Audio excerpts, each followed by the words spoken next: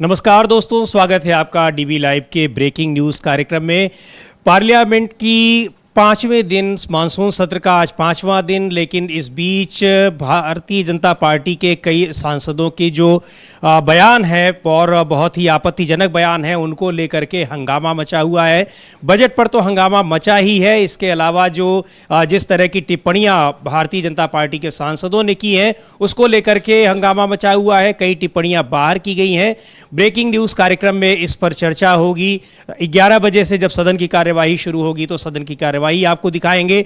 उसके पहले जिस तरह से जो टिप्पणियां आ रही हैं उनके बारे में आपको बताएंगे। इसके अलावा कांग्रेस नेता राहुल गांधी, आज सुल्तानपुर की कोर्ट में उनकी पेशी है, वो लखनऊ पहुंच चुके हैं, वहां से सुल्तानपुर के लिए निकल चुके हैं। इस पर भी चर्चा होगी कि किस मामले में उनको सुल्तानपुर की कोर्ट में आज पेश होने को कहा गया है। इसके अलावा दिन भर की तमाम खबरों पर चर्चा होगी। जब संसद की कार्यवाही की बात हो रही है तो उसमें आपको बता दें कि कांग्रेस नेता मनीष तिवारी ने आज एक बार फिर स्थगन प्रस्ताव के लिए नोटिस दिया है कि सीमा की सुरक्षा के लिए जो चीन का अतिक्रमण है उसको लेकर के उन्होंने चर्चा के लिए एक स्थगन नोटिस दिया है। कांग्रेस नेता गौरव गोगोई ने भी एक नोटिस दिया है। कल भी इन दोनों मामलों पर स्थगन प्रस्ताव के लिए चर्चा का नोटिस दिया गया था, लेकिन वो स्वीकार नहीं किया गया है, आज फिर दिया गया है। इसके अलावा संसद के दोनों सदनों में जिस तरह से बजट को लेकर के जो हंगामा पिछले 3 दिन से हमको देखने को मिल रहा है, वो आज भी उसकी पूरी आशंका है कि वो आज भी जारी रहेगा। और इस बीच में बजट को लेकर के जो गैर एनडीए शासित राज्य है उनके मुख्यमंत्रियों ने एक बार फिर से कहा है कि वो 27 जुलाई को शनिवार को, यानी कल जो माफ़ कीजिएगा, नीति आयोग की जो बैठक होनी है उसमें वो हिस्सा नहीं लेंगे, उसमें नहीं जाएंगे। इनमें जो गैर एनडीए शासित राज्य हैं उसमें आम आदमी पार्टी की सरकारें भी हैं, उसमें कांग्रेस पार्टी की सरकारें हैं। ममता बनर्जी ने भी कहा है कि वो उसमें भाग नहीं लेंगी। तो इस तरह से जो नीति आयोग का बहिष्कार हो रहा है वो भी बड़ा महत्वपूर्ण है। और बजट पर विपक्षी नेताओं का और ये आरोप लगातार लग रहा है कि गैर एनडीए शासित राज्यों के साथ भेदभाव हुआ है, उसको लेकर के संसद में बजट पर चर्चा के दौरान ये बात मुखरता के साथ आ रही है। इस पर संसद परिसर के भीतर प्रदर्शन भी किया है, नारेबाजी की गई है। पहले दिन से ही इसका विरोध, बजट के बाद से ही विरोध लगातार जारी है। और खासकर 2 राज्यों को जो बजट में लगभग 1 लाख करोड़ रुपए का आवंटन किया गया है उसको लेकर के काफ़ी नाराज़गी है। जो विपक्षी सांसद हैं, इंडिया गठबंधन के सदस्य हैं। साथ ही जो एक बड़ा इशू है, जो बड़ा मुद्दा है, वो ये भी है कि सदन के भीतर जिस तरह से विपक्षी सदस्यों के साथ और जो सत्ता पक्ष के सदस्य हैं उनके साथ जो एक कथित तौर पर भेदभाव किया जा रहा है, जिसका आरोप सदन के भीतर भी अब लगने लगा है और सीधे स्पीकर से इस बात की शिकायत की जा रही है, वो एक बड़ा महत्वपूर्ण मुद्दा है, बहुत गंभीर मुद्दा है। इसको लेकर के सत्ता पक्ष के नेताओं ने भी चिंता जताई है। खुद स्पीकर ओम बिरला का भी कहना है कि पीठ को, यानी आसन को, स्पीकर के ऊपर आक्षेप लग रहे हैं। लेकिन बड़ा सवाल यही है कि स्पीकर के ऊपर आक्षेप क्यों लग रहे हैं। इन सब मुद्दों पर चर्चा जारी रहेगी और लगातार तीसरे दिन बजट पर जो बहस चल रही है उसकी भी चर्चा भी हम लोग करेंगे अपने इस कार्यक्रम में, ब्रेकिंग न्यूज़ कार्यक्रम में। लेकिन इससे पहले जरा बात करते हैं जो आज मुख्य बात है कि किस तरह से भारतीय जनता पार्टी के नेताओं के जो बयान हैं उनको लेकर के कल यानी गुरुवार को 2 बार सदन की कार्यवाही रोकनी पड़ी। और उसका हालांकि बाद में विरोध के कारण जो आपत्तिजनक शब्द थे उनको हटाया भी गया। लेकिन विपक्षी सदस्यों का आरोप है कि सत्ता पक्ष के सांसदों से जो बर्ताव स्पीकर का होता है या फिर जो राज्यसभा में सभापति का होता है, उस तरह का बर्ताव विपक्षी सांसदों के साथ नहीं होता है। वो जब बोलते हैं तो उसमें भी टोका टाकी होती है। अमलेंदु उपाध्याय जी हमारे साथ हैं। अमलेंदु जी, स्वागत है आपका इस कार्यक्रम में। ये जो पूरा मुद्दा जो चल रहा है, मुझे लग रहा है कि बजट पर चर्चा तो जारी रहेगी, लेकिन जो आरोप लग रहे हैं कि बजट में जो एक असंतुलित बजट की जो बात की जा रही है कि राज्यों के साथ जानबूझकर और दिखा करके, दोनों चीज़ें बड़ी इंपॉर्टेंट है कि भेदभाव तो किया ही गया है जो आरोप है विपक्ष का, लेकिन ये कहा जा रहा है कि उसको दिखा करके भेदभाव किया गया है कि आप बजट में 2 राज्यों का विशेष उल्लेख करें, उनको जो कुछ आप दे रहे हैं, बाकी राज्यों की कोई चर्चा ना हो। और लेकिन उससे भी ज़्यादा जो ये आरोप लग रहे हैं कि, और पिछले कार्यकाल में भी हम लोगों ने 17वीं लोकसभा में भी देखा था कि ये स्पीकर ओम बिरला के ऊपर ख़ास तौर से ये आरोप लगते रहे कि वो विपक्षी सदस्यों के साथ उनका जो बर्ताव होता है, व्यवहार होता है, वो संसदीय परंपराओं के और संसद के नियमों के अनुकूल नहीं रहता है। इसको लेकर के मुझे लगता है कि आज एक बार फिर काफ़ी हंगामा होने की आशंका है, क्योंकि विपक्षी नेता इस मामले में काफ़ी नाराज़ हैं। हाँ, लेकिन उस पर समीर जी उसको थोड़ा सा न्यूट्रलाइज करने की कोशिश की है रक्षा मंत्री राजनाथ सिंह ने, और कहा है कि ये दुर्भाग्यपूर्ण है इस तरीके का सदन में आचरण जो हुआ है।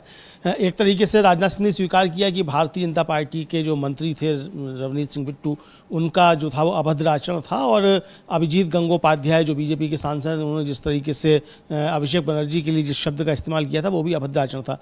एक तो ध्यान देने की बात यहाँ ये है समीर जी कि कल जब सदन की कार्रवाई शुरू हुई, सदन की कार्रवाई शुरू होते ही जो संसदीय कार्य मंत्री हैं किरेन रिजिजू साहब, वो उठ के खड़े हुए और उन्होंने कहा कि भाई मैं कल सदन में नहीं था जिस समय घटना हुई, यानी अभिषेक बनर्जी और अभिजीत गंगोपाध्याय के बीच जो हुआ, तो वो मतलब उसका उन्होंने घटना का जिक्र किया उन्होंने, लेकिन नाम लेके जिक्र नहीं किया कि मैं उस सदन में नहीं था। लेकिन सत्ता पक्ष या विपक्ष किसी के भी सदस्य का अगर कोई आचरण इस तरीके का होता है तो मतलब स्पीकर महोदय जो है वो उस पर कार्रवाई करने के लिए स्वतंत्र हैं, उसको करना चाहिए, और ये इस तरीके की चीज़ें नहीं होनी चाहिए। एक तरफ तो ये सुबह कहा गया संसदीय कार्य मंत्री की तरफ से, उसके बाद जो स्पीकर हैं उन्होंने भी एक लंबा चौड़ा सीख जो थी वो सांसदों को दी कि कैसा आचरण करना है और कैसा नहीं करना है। उसके बाद फिर जिस तरीके से मंत्री जी का बयान आया संसद में, और यहाँ तक कि मंत्री जी खुद वेल में आ गए जी, मतलब ये पहली बार 70 सालों में हो रहा है कि मंत्री जो है वो खुद वेल में आ रहे हैं। हाँ। और स्पीकर महोदय जो असहाय से बने हुए अगर देखते रहे उस समय, मतलब उस समय स्पीकर नहीं थे मौजूद, लेकिन जो भी चेयर पे था, शायद संध्या राय थी मेरा जहाँ तक ध्यान जा रहा है, तो जो भी मतलब चेयर पे वो असहाय सा नजर आए, तो समझा जा सकता है कि भारतीय जनता पार्टी के सांसद किस तरीके से अभद्र आचरण पर उतर आए हैं। एक तब प्रधानमंत्री जो थे वो बातें बहुत लंबी चौड़ी कर रहे थे, जब संसद का पहला दिन था उस दिन संसद के बाहर जब प्रधानमंत्री बोले कि किस तरीके से होना चाहिए सांसदों का आचरण, और सत्ता पक्ष हो विपक्ष हो सबसे वो अपील कर रहे थे, लेकिन अपने सांसदों को कम से कम थोड़ी सी ये शिक्षा देते प्रधानमंत्री कि सदन के अंदर किस तरीके से आचरण किया जाता है और किस तरीके से एक दूसरे के ऊपर अनर्गल बातें नहीं की जा सकती हैं। और लेकिन ये अब बातें बाहर कहने की अलग है, सदन के अंदर आचरण कुछ अलग होता है। हम लोग देखा कि पिछली लोकसभा भी जो थी उसमें किस तरीके से रमेश विधुड़ी जो बीजेपी के सांसद थे, उन्होंने किस तरीके से दानिश अली के लिए अब शब्दों का इस्तेमाल किया, और उसके बाद फिर उनके खिलाफ कुछ कार्रवाई उस तरीके से हुई भी नहीं जिस तरीके से होनी चाहिए थी। तो ये सारी चीज़ें जिस तरीके से हैं, तो इसको लेकर निश्चित तौर पर देश के लोगों के अंदर भी चिंता है, और भारतीय जनता पार्टी को इस पर निश्चित तौर पर पुनर्विचार करना चाहिए और आत्ममंथन करना चाहिए कि आप जो बड़ी राजनीति में शुचिता की बातें करते थे, आपके सांसद जो नज़ीर पेश कर रहे हैं लोकसभा और राज्यसभा के अंदर, वो किस तरीके का आचरण पेश कर रहे हैं, इसकी तरफ ध्यान देना चाहिए। बिल्कुल, और उस पर जो ये कल खासतौर पे जो भी आप जिक्र कर रहे थे कि चरणजीत सिंह चन्नी और बिट्टू के बीच में जो कुछ हुआ, काफ़ी वो तो इस तरह का मामला था कि बड़ी एक लोकसभा के सदन के भीतर एक बड़ी अजीब स्थिति उत्पन्न हो गया ही लगा, जैसे मारपीट जैसी स्थिति उत्पन्न हो गई है। उसको उस विजुअल को भी हम आपको दिखाएंगे, लेकिन उससे पहले एक और ये बहुत महत्वपूर्ण खबर है कि राहुल गांधी सुल्तानपुर कोर्ट में उनको पेश किया गया है। इसके पहले भी कोर्ट की ओर से नोटिस आया, लेकिन उन्होंने बताया कि मैं अभी संसद की कार्यवाही चूंकि चल रही है, सदन का सत्र चल रहा है, तो अभी मैं नहीं आ सकता हूं।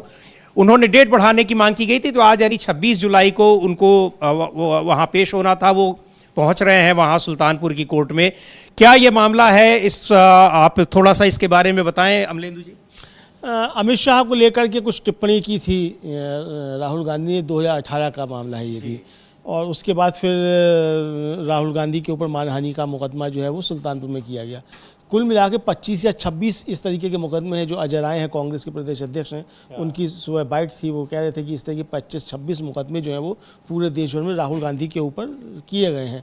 तो ये एक रणनीति है भारतीय जनता पार्टी की। समीर जी की बड़ा नेता है तो उसको किस तरीके से आप मुकदमे में उलझा करके रखिए। हालांकि इन सब चीज़ों से कोई फ़र्क नहीं पड़ता है, लेकिन जो बातें कहीं अब ये उल्टा भी मामला पड़ सकता है। शायद जज लोया को लेकर के कुछ टिप्पणी थी, अब अगर जज लोया को लेकर के कुछ टिप्पणी थी, उसको लेकर के अगर मुकदमा है तो अगर इसमें बहस आगे बढ़ेगी तो ये फिर चीज़ उल्टी भी भारतीय जनता पार्टी के लिए पड़ सकती है, क्योंकि बहुत सी खुद ही मतलब जो ज़मीन में चीज़ें दबी हुई हैं वो फिर खुदना शुरू हो जाएंगी और जज लोया का केस जो है वो फिर से वो सतह पे आ जाएगा। तो ये भारतीय जनता पार्टी के लिए दिक्कतें इसमें पैदा हो सकती हैं। तो अब ये पता नहीं किस तरीके की बीजेपी की रणनीति है, ये तो बीजेपी जो रणनीति तैयार करती है। पिछले यानी 17वीं लोकसभा में, हालांकि इसमें चुनाव के दौरान भी उनको सम्मन किया गया था और वो गए थे सुल्तानपुर कोर्ट में। और ये एक दिलचस्प बात है, कह लीजिए कि पिछले कार्यकाल में जो 17वीं लोकसभा के जब वो सदस्य थे तो प्रधानमंत्री मोदी के खिलाफ अभद्र टिप्पणी के मामले में और उसमें उनको सज़ा भी हो गई, सूरत की कोर्ट ने दी थी, उसके बाद उनकी सज़ा रद्द भी हुई, सदस्यता भी तुरंत चली गई थी। और यही स्पीकर थे, उन्होंने तुरंत सजा का ऐलान जैसे ही हुआ अगले ही दिन उनकी सदस्यता समाप्त कर दी गई थी। तो और अब इस बार गृह मंत्री अमित शाह को लेकर के उनकी जो टिप्पणी है उस पर उनके खिलाफ केस चल रहा है। तो बहरहाल इसमें जो भी अपडेट होगा इस पर हम लोग चर्चा करेंगे। एक बार रुक करते हैं कि जो कल की जो कार्यवाही थी और कल जो लोकसभा के भीतर पंजाब के पूर्व मुख्यमंत्री चरणजीत सिंह चन्नी और केंद्रीय मंत्री बिट्टू के बीच में हुआ, उसको एक बार हम लोग देखते हैं जरा। अंग्रेजों में कोई फर्क नहीं, सिर्फ कलर का फर्क है। ये भी पहले सत्ता में काबिज हुए और फिर सत्ता के माध्यम से आज ये देश की राजनीति के माध्यम से पूरे देश के व्यापार पे अपने आदमियों का कब्जा करा रहे हैं। और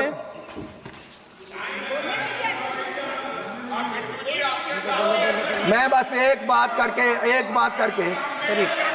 बोलिए माननीय चेयरमैन जी, कोई बात नहीं, बैठ जाओ जी, बैठ जाओ।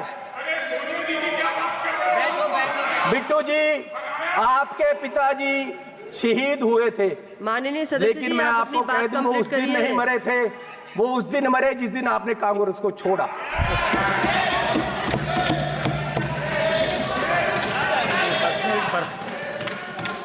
आज देश माननीय राहुल गांधी जी की तरफ देख रहा है। मैं आग्रह कर रही हूँ माननीय चेयरमैन जी, आप वो मुझे तंग कर रहे हैं जी, उनको बोलो बैठे, इनको बुलाइए।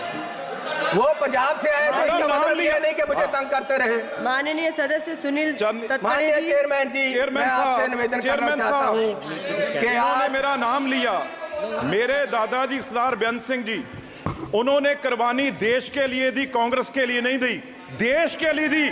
और ये इस चन्नी की बैठो। ये अपनी जायदाद पूछे इनको, ये आप गरीबी की बात कर रहे हैं। अगर सारे पंजाब से सबसे अमीर आदमी ये ना हो और सबसे करप्ट ना हो, मैं अपना नाम बदल दूंगा।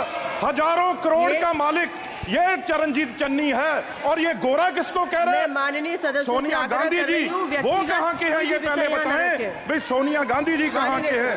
ये सबसे मीटू में, ये सारे केसों में ये सबसे करप्ट है।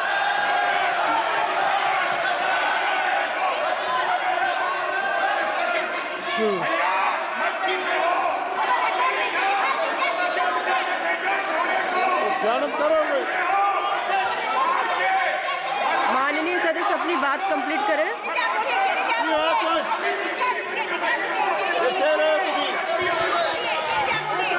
मैं बोलूंगा। माननीय चेयरमैन जी, आपका धन्यवाद। माननीय चेयरमैन जी, बैठो राजा। अरे बोलूंगा। उसको बिठाओ, अपने आदमी बिठाओ। माननीय चेयरमैन जी, मैं लास्ट बात करके बैठ जाना है और मैं सिर्फ ये बात करना चाहता हूं कि आज, अरे सुनो भैया,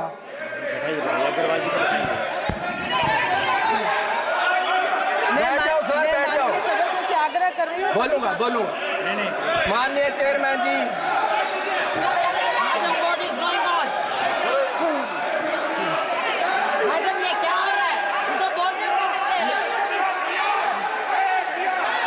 मैं माननीय सदस्य से आग्रह कर रही हूँ, आप सब अपने अपने स्थान पर बैठे। मैडम 2 बजे तक उठाइए, 2 बजे तक सभा की कार्यवाही 2 बजे तक स्थगित की जाती है। तो ये ज़ुबानी जंग का मैदान किस तरह से पार्लियामेंट बनी, लोकसभा के भीतर जो कुछ हो रहा था देख रहे थे आप। नवनीत सिंह बिट्टू केंद्रीय मंत्री हैं, किस तरह से वेल में आ गए और किस तरह की भाषा का इस्तेमाल उन्होंने किया चरणजीत सिंह चन्नी के खिलाफ और सोनिया गांधी के खिलाफ जो वरिष्ठतम लोकसभा सदस्यों में से एक हैं, उनके खिलाफ कांग्रेस पार्टी की वो अध्यक्ष रह चुकी हैं। तो ये इसको लेकर के हालांकि कहा गया कि आपत्तिजनक शब्दों को हटा दिया गया है कार्यवाही से, लेकिन ये जो कुछ भी हो रहा है ये सत्ता पक्ष के सदस्यों की ओर से हो रहा है और कई बार विपक्ष के कई सदस्यों को लोकसभा अध्यक्ष ने ये कह करके उनको बैठाया है, चुप कराया है या उनके खिलाफ कार्रवाई की है कि जो व्यक्ति सदन में नहीं है उसका नाम नहीं लिया जाएगा और आप जिसके खिलाफ जो भी बात अगर कर रहे हैं तो उसके खिलाफ आपके पास एविडेंस होना चाहिए, प्रमाण होना चाहिए। हजारों करोड़ रुपए का मालिक चन्नी को बता रहे थे तो शायद बिट्टू के पास प्रमाण होगा उस बात का।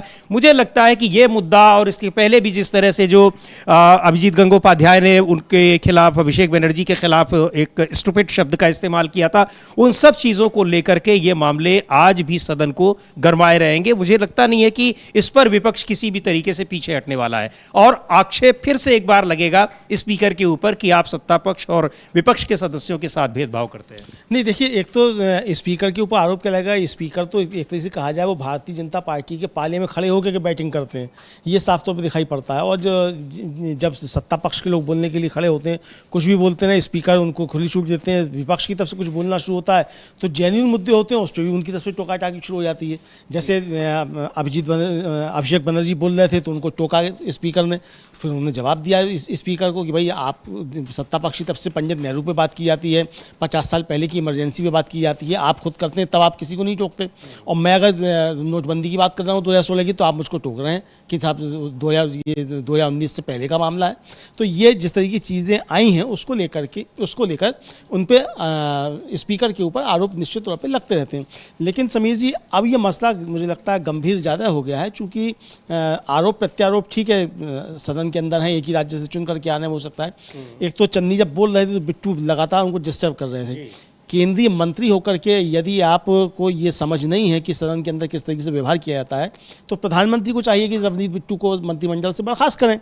और गुस्से में वेल तक चले जा रहे थे, जहां तक कि कभी हम लोगों ने लगता है कि मंत्रियों को जाते हुए नहीं देखा। मुझे लगता है ये भी 70 सालों में पहली बार हो रहा है, ये मंत्री वेल में आ रहा है, मंत्री वेल में जा रहा है जी। ये भी तो मोदी जी के नेतृत्व में क्या क्या लोगों ने देखा था कि जब इस पे राष्ट्रपति के धन्यवाद प्रस्ताव पर जो चर्चा हो रही थी उसमें गृह मंत्री अमित शाह को उठ करके स्पीकर से कहना पड़ा कि हमें प्रोटेक्शन दीजिए, संरक्षण दीजिए, और मंत्री अब वेल में जा रहे हैं। ये इनको किस तरह का खतरा हो गया है, जबकि आपकी पार्टी का ही व्यक्ति वह मतलब बीजेपी से चुने हुए सांसद जो है वो स्पीकर के पद पर बैठे हुए हैं। देखिए, असल में जिस तरीके का बजट आया है समीर जी, जिस तरीके की आर्थिक नीतियां हैं सरकार की, उसको लेकर सरकार बहुत ज़्यादा संकट में। चन्नी ने कल जब अपना भाषण दे रहे थे लोकसभा में तो उन्होंने एक बात कही थी, उन्होंने कहा था कि मेरे बेटे की शादी तो गुरुद्वारे में हुई थी, पुलिस अभी भी पूछती है कि लंगर में क्या क्या बना था। मोदी जी के लिए कहा कि ये जाके उस शादी में शामिल होते हैं जहाँ हज़ारों करोड़ रुपया खर्च हुआ, वहाँ ये बुके लेकर के पहुँचते हैं, वहाँ कोई नहीं पूछा कहाँ से पैसा आया। तो ये जो सीधा सीधा अटैक हो गया प्रधानमंत्री के ऊपर अंबानी के बेटे की शादी को लेकर, उससे काफ़ी ज़्यादा परेशान भारतीय जनता पार्टी नज़र आई। और चूंकि पंजाब का सांसद जो था वो प्रहार कर रहा था प्रधानमंत्री मोदी की नीतियों को लेकर के, तो पंजाब के ही व्यक्ति को जिम्मेदारी दी गई कि वो हमला करे, कांग्रेस से आया हुआ व्यक्ति खास तौर से जो है वो हमला करे। चूंकि पंजाब से भारतीय जनता पार्टी के पास तो कुछ है नहीं, तो लोकसभा या तो राज्यसभा में मतलब हरदीप सिंह पुरी को लाया गया है, और या फिर ये रवनीत बिट्टू हैं, तो ये तो इनके ऊपर जिम्मेदारी दी गई कि ये उस पर हमला करें। तो हो सकता है कि ये प्लानिंग के तहत हुआ हो और तुरंत प्लानिंग तैयार हो गई हो कि अब हमला बोल दिया तो ये हुआ। अब ये हुई प्लानिंग की नहीं, हम इसको नहीं कह सकते, चूंकि चरणजीत सिंह ही उस वक्त मंत्री थे। दर्शकों को याद होगा कि जब प्रधानमंत्री वहां गए थे और किसान आंदोलन चल रहा था और वहां से भाग करके आए और कहे कि अपने मुख्यमंत्री से जाके बोल देना मैं सुरक्षित आ गया। उसके बाद चरणजीत चन्नी ने जिस तरह से टिप्पणी की एकदम हंसते हुए, अरे भाई अपनी पंजाबी एक्सेंट में, अरे कौन सा खतरा आ गया था, मुझे तो कहीं नहीं दिखाई पड़ा कोई खतरा। हाँ, तो असल में चन्नी जमीन से जुड़े हुए नेता हैं और भारतीय जनता पार्टी की परेशानी यही है कि उसे हर जमीन से जुड़े हुए नेता से बहुत डर लगता है, वो चाहे विपक्ष का हो चाहे भाजपा का हो। मतलब भाजपा में अगर कोई ज़मीनी नेता है तो उससे डर लगता है। प्रधानमंत्री नरेंद्र मोदी को शिवराज सिंह चौहान से डर लगता है, नितिन गडकरी से डर लगता है, योगी आदित्यनाथ से डर लगता है। तो ये डर जो, अच्छा राहुल गांधी से डर क्यों लगता है? राहुल गांधी से भी डर इसलिए लगता है कि राहुल गांधी ज़मीन पर रहते हैं, सड़क पर रहते हैं, जनता से मिलते हैं। तो जनता के बीच जो भी नेता है उससे भारतीय जनता पार्टी, खासतौर से प्रधानमंत्री नरेंद्र मोदी को डर लगता है। तो ये उसी वजह से है। और जो जिस तरह की आर्थिक नीतियों को लेकर के सवाल उठे हैं समीर जी, कल नीति आयोग की बैठक है और नीति आयोग की बैठक में कांग्रेस और आम आदमी पार्टी और DMK, इनकी तरफ से, इनके जो मुख्यमंत्री, इनकी तरफ से घोषणा हो चुकी है वो मीटिंग में, नीति आयोग की बैठक में नहीं जाएंगे। मायावती जी जो उत्तर प्रदेश की पूर्व मुख्यमंत्री रह चुकी हैं, उनका अब लोकसभा में कोई सदस्य नहीं है, लेकिन एक तरीके से उनका भी समर्थन अब इंडिया को मिल गया है इस मसले पे, चूँकि उन्होंने कहा है कि नीति आयोग में भेदभाव होता है और उत्तर प्रदेश के साथ भी भेदभाव हो रहा है, जबकि यहाँ तो बीजेपी की सरकार है। तो राज्यों के साथ जो भेदभाव की बातें आ रही हैं उसको लेकर के अब सवाल उठ रहे हैं। तो मायावती कह रही है कि उनके साथ जब वो थी मुख्यमंत्री, उनके साथ भी उस समय भेदभाव हुआ। तो अब वो लंबा चौड़ा उनका ट्वीट है। ये भेदभाव की बातें जो है इस मामले से और ज़्यादा मुखरता से उठ रही हैं कि जो बजट में जो एलोकेशन किया गया सिर्फ उन 2 राज्यों के लिए खास तौर से प्रावधान किए गए हैं बजट में, जिन्होंने जहां पर उन पार्टियों की सरकारें हैं जो भारतीय जनता पार्टी को सरकार चलाने के लिए समर्थन दे रही हैं, यानी बिहार में जनता दल यूनाइटेड और आंध्र प्रदेश में तेलुगु देशम पार्टी। और दूसरे राज्यों ने, विपक्ष का खास तौर से आरोप है, विपक्ष का तो ये भी कहना है कि ऐसा नहीं कि केवल जो गैर एनडीए शासित हैं, जो दूसरे राज्य जहां बीजेपी की भी सरकारें हैं उनके साथ भी भेदभाव किया गया, क्योंकि वहां पर और बिहार और तेलुगु देशम पार्टी को इसलिए महत्व दिया गया कि उनका समर्थन लिया जा रहा है सरकार चलाने के लिए। तो जाहिर सी बात है कि अब ये बीजेपी के मुख्यमंत्री तो नहीं कह सकते हैं, वो तो बहिष्कार नहीं कर सकते हैं नीति आयोग का, लेकिन इसकी जो कह लीजिए कि जो आग है सुलग रही है वहाँ भी इसको लेकर के उनके अंदर भी ये बात तो होगी ही कि हमारे भी राज्य में हम तो उसी की, हमसे लोगों की अपेक्षा भी ज़्यादा रहती है कि डबल इंजन की सरकार है। तो ये मुझे लग रहा है कि बीएसपी नेता जो मायावती ने ये बात कही है वो एक सही बात है। अखिलेश यादव भी ये बात कह चुके थे, संसद के भीतर उन्होंने कहा था कि दिल्ली वाले लखनऊ वालों से नाराज है, दिल्ली वाले लखनऊ वालों से नाराज हैं। और लखनऊ वालों का आप हाल देख रहे हैं कि लगातार क्या से क्या हो रहा है। वहाँ पर योगी आदित्यनाथ का गुट एक अलग तरीके से काम कर रहा है और डिप्टी सीएम केशव मौर्य का गुट एक अलग तरीके से काम कर रहा है। केशव मौर्य लगे हुए हैं लामबंदी करने में, जो अन्य पिछड़ा वर्ग के जो एमएलए हैं, मंत्री हैं या जो दूसरी पार्टी जो सहयोगी दलों के नेता हैं, उधर योगी जी ने दांव चल दिया। जो पल्लवी पटेल जिन्होंने केशव प्रसाद मौर्य को हराया, वो सिराथू से वो पल्लवी पटेल कल योगी आदित्यनाथ से मिली हैं। तो अब योगी आदित्यनाथ ने भी शुरू कर दिया वही दाव की उसी। अच्छा, जाहिर सी बात है कि पल्लवी पटेल ओबीसी की बड़ी नेता है मुकाबले केशव प्रसाद मौर्य के। तो अब ओबीसी को लेकर के अगर आप करेंगे लामबंदी, तो योगी आदित्यनाथ ने भी अपना शुरू कर दिया। अब पल्लवी पटेल भी क्या बीजेपी में चली जाएंगी और वहाँ योगी आदित्यनाथ के समर्थक रहेंगी। अब ये नई राजनीति उत्तर प्रदेश में शुरू हो जाएगी। पल्लवी पटेल का मामला इसलिए भी महत्वपूर्ण है कि योगी आदित्यनाथ सरकार के खिलाफ जो सबसे पहले जो आवाज उठाई, तो अनुप्रिया पटेल, उनका अपना दल जो है वो गठबंधन का सहयोगी है और उन्होंने आरक्षण की बात कही। और वही बात जो 2 दिन पहले केशव प्रसाद मौर्य ने चिट्ठी लिख दी थी मुख्यमंत्री कार्यालय को। ऐसी स्थिति में पल्लवी पटेल का मुख्यमंत्री योगी आदित्यनाथ से मिलना, पल्लवी पटेल समाजवादी पार्टी से विधायक हैं, राज्यसभा चुनाव के दौरान उन्होंने पार्टी के खिलाफ जाकर के वोट दिया था, जिससे पार्टी से उनकी नाराजगी है। अब हालांकि अभी तक पार्टी ने उनको बाहर नहीं किया है, उनका अपना दल कमेरावादी, उनका कमेरा दल है, लेकिन वो हाँ जो चुनाव जीती थी वो समाजवादी पार्टी के ही टिकट पे, तो विधायक तो उसी पार्टी की है। और ये अनुप्रिया पटेल की बहन है, सगी बहन है। तो ये अपने परिवार के बीच में ही जो ये 2 पार्टियां बन गई थी, इनकी माँ भी इनके साथ है, इनकी माँ भी इनके साथ है। तो परिवार की में ही 2 पार्टियां बन गई और उनमें से एक पार्टी, एक धड़ा जो है वो केंद्रीय नेतृत्व का समर्थन कर रहा है और दूसरा धड़ा जो है वो योगी आदित्यनाथ का समर्थन कर रहा है। तो ये बीजेपी के भीतर बड़ी जबरदस्त कशमकश चल रही है, टसल चल रही है। महाराष्ट्र में अलग चल रही है, उसकी भी चर्चा करेंगे। लगातार वहाँ एक दूसरे गठबंधन के सहयोगी दल अलग मीटिंग कर रहे हैं, बातें हो रही हैं, चुनाव में हार के आरोप एक दूसरे पर लग रहे हैं। और इस बीच में आज मानसून सत्र का 5वां दिन है, थोड़ी देर में संसद की कार्यवाही शुरू होने वाली है, आपको वहां ले चलेंगे। लेकिन अभी तक खास तौर से जो बजट के बाद से जिस तरह से सदन चल रहा है, बजट को लेकर के नाराजगी है, नोक झोंक ही नहीं जुबानी जंग हो रही है। और जंग यहां तक पहुंच रही है कि वो बिल्कुल लड़ाई की स्थिति में पहुंच जा रही है। इन सब चीज़ों को देखते हुए संसद के भीतर आज भी बड़ी गहमा गहमी बने रहने की पूरी आशंका दिखाई पड़ रही है। और इस बीच जो नीति आयोग की बैठक कल होनी है, 27 जुलाई को होनी है। उसमें गैर एनडीए शासित राज्यों के मुख्यमंत्रियों ने साफ तौर पर कह दिया है कि वो इसका बहिष्कार करेंगे, उस बैठक में नहीं जाएंगे क्योंकि राज्यों के साथ लगातार भेदभाव हो रहे हैं। प्रधानमंत्री नरेंद्र मोदी इस बैठक की अध्यक्षता करेंगे। ऐसे में बड़ी एक कह लीजिए कि एम्बेरेसिंग स्थिति हो जाएगी कि केवल सत्ता पक्ष के मुख्यमंत्री वहां पर दिखाई देंगे और गैर एनडीए शासित दलों का कोई मुख्यमंत्री नहीं होगा। लेकिन शायद ममता बनर्जी रहेंगी और ममता बनर्जी ने सुना जा रहा है कि वो लंबी चौड़ी लिस्ट लेकर के पहुंचेंगी और राज्य के मसले वहां उठाएंगी। तो चुनौती मतलब ऐसा नहीं होगा कि वॉक ओवर मिल जाएगा प्रधानमंत्री को, एक मुख्यमंत्री रहेगा और जो एक अकेला जो है वो प्रधानमंत्री मोदी की आंख में खटकता रहेगा। एक कंकड़ जो है वो उस नीति आयोग और एम्बेरेसिंग स्थिति पैदा करेगा। नहीं तो सब प्रधानमंत्री की बात सुनने वाले ही होते। अब ममता बनर्जी अगर पहुंच रही हैं तो वो क्या होगा कि वो सुनाने वाली भी बातें सुनाने वाली भी होंगी, सवाल जवाब भी होंगे। आपको याद होगा समीर जी की वो और ये स्थितियां प्रधानमंत्री जी को कतई अच्छी नहीं, अब तक तो ये स्थितियां आती ही नहीं थी। इसी वजह से कभी उन्होंने प्रेस कॉन्फ्रेंस नहीं की कि गलती से भी कुछ न कुछ तो सवाल ऐसे आ ही जाएंगे जिसमें उनको थोड़ी असहज स्थिति का सामना करना पड़ा। आपको याद होगा कि वो प्रधानमंत्री ने उसके जरिए वीडियो कॉन्फ्रेंसिंग के जरिए एक किया था उद्घाटन एक अस्पताल का है, और ममता बनर्जी वीडियो कॉन्फ्रेंसिंग में उपस्थित थी। जब हुआ तो उन्होंने कहा, ममता जी ने बताया कि इसको राज्य सरकार पहले ही इसका उद्घाटन कर चुकी है, साल भर पहले। तो वो प्रधानमंत्री के लिए बड़ी शर्मनाक स्थिति थी कि आप जिसका उद्घाटन करने की घोषणा कर रहे हैं उस राज्य का मुख्यमंत्री बता रहा है कि साल भर पहले ही इसका उद्घाटन राज्य सरकार कर चुकी है। तो इस तरह की बहुत सी चीज़ें जो है वो नीति आयोग की बैठक में हो सकती हैं। तो ये प्रधानमंत्री के लिए स्थिति काफ़ी ज़्यादा गंभीर हो सकती है। बिल्कुल। और ममता बनर्जी ये बजट और ये सारे मुद्दे भी लेकर के जाएंगी कि इसमें गैर एनडीए शासित राज्यों के साथ क्या हुआ है। और अब आपको सदन 11 बज गए हैं, सदन लोकसभा राज्यसभा दोनों ही सदनों की कार्यवाही शुरू होने वाली है।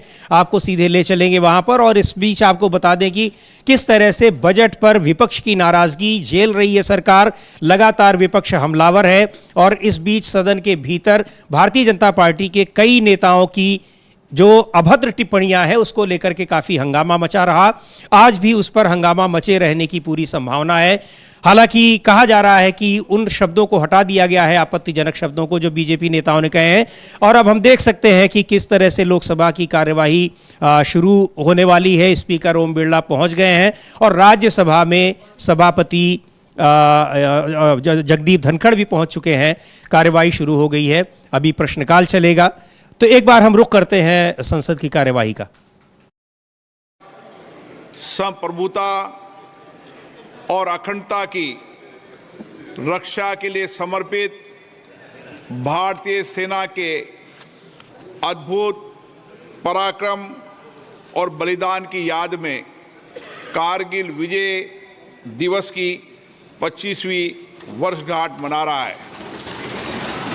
कारगिल युद्ध के दौरान हमारे वीर सैनिकों ने कठिन भौगोलिक बाधाओं, प्रतिकूल मौसम के बावजूद अदम्य साहस और असाधारण वीरता का परिचय देते हुए विजय श्री प्राप्त की है।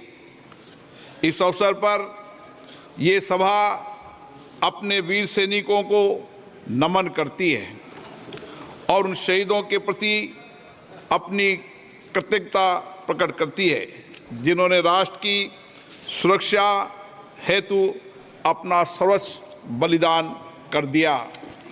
ये सभा उन शहीदों के परिजनों के प्रति भी अपनी गहरी संवेदना व्यक्त करती है।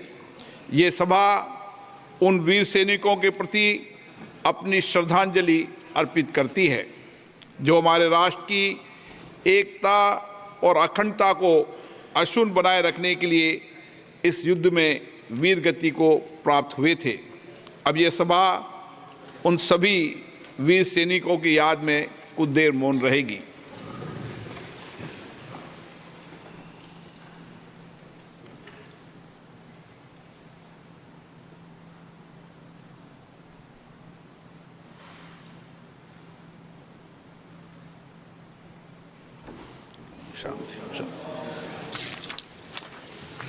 प्रश्नकाल। प्रश्न संख्या 61 Shri Chamala Kiran Reddy.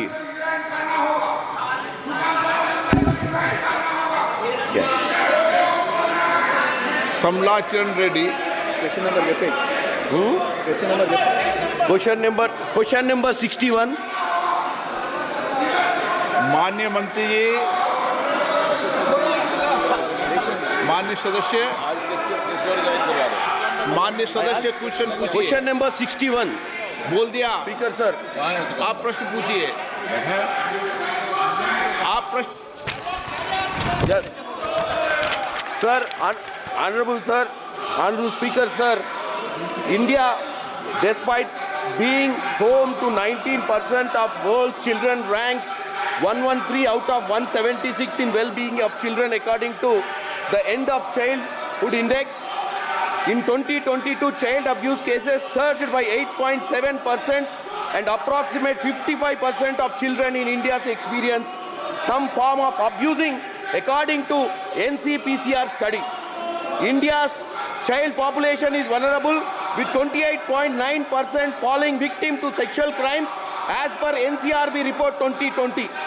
Additional child rape cases have increased by 96% between 2016 and 2022.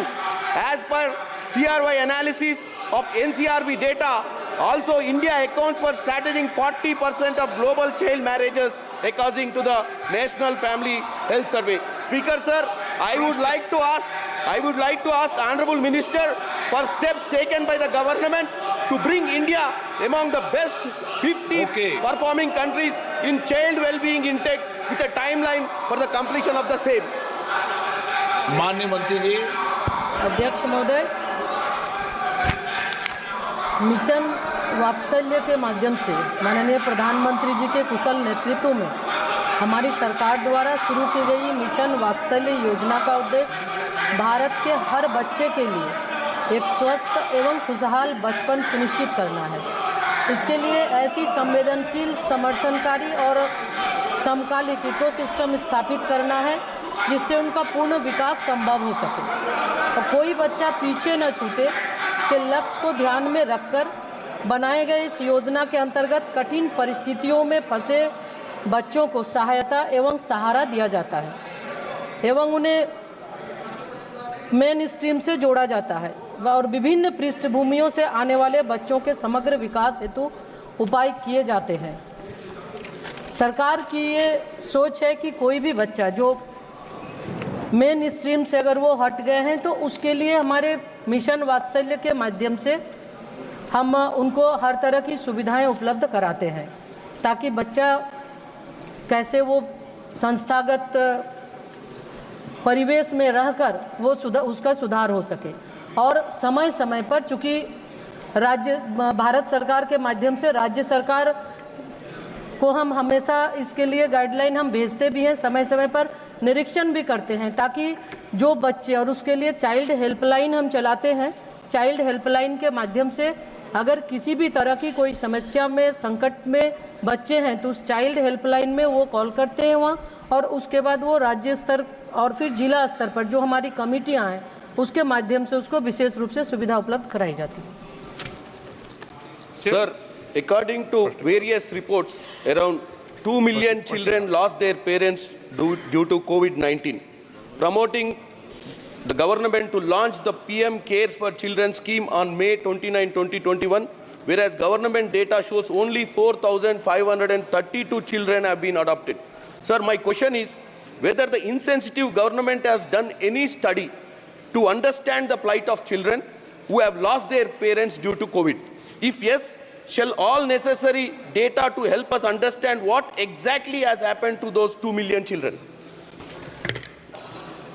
अध्यक्ष महोदय, मैं आपके माध्यम से माननीय सदस्य को ये बताना चाहती हूँ। तो ये लोकसभा में आप देख रहे थे प्रश्नकाल की कार्यवाही चल रही है और इसके पहले काफ़ी शोरगुल भी हुआ, हंगामा भी हुआ, और किस बात को लेकर के हुआ ये, उसके बाद अब राज्यसभा में भी कार्यवाही चल रही है, इसकी प्रश्नकाल चल रहा है, वहाँ भी आपको ले चलेंगे। लेकिन उससे पहले हम एक बार फिर आपको बताना चाह रहे हैं कि बजट पर चर्चा होगी और बजट पेश करने के बाद ही लगातार विपक्ष ये आरोप लगा रहा है कि जो गैर एनडीए शासित राज्य है उनके साथ भेदभाव किया गया है। इसी वजह से जो नीति आयोग की बैठक होनी है 27 जुलाई को, कल शनिवार को, उसमें भी गैर एनडीए शासित राज्यों के मुख्यमंत्रियों ने वहां जाने से मना किया है, उसके बहिष्कार की घोषणा की है। तो एक बार रुक करते हैं राज्यसभा का भी, जहां प्रश्नकाल चल रहा है, और चलते हैं, देखते हैं वहां की कार्यवाही। I have given a ruling. It is not important enough to suspend the proceedings of the House. And Mr. Iran Kadadi, you already put it in 0 hour. It is listed. No, it is listed. No. It is already listed. They feel strongly on issue. You feel strongly on issue. No. I do not. I will not revise.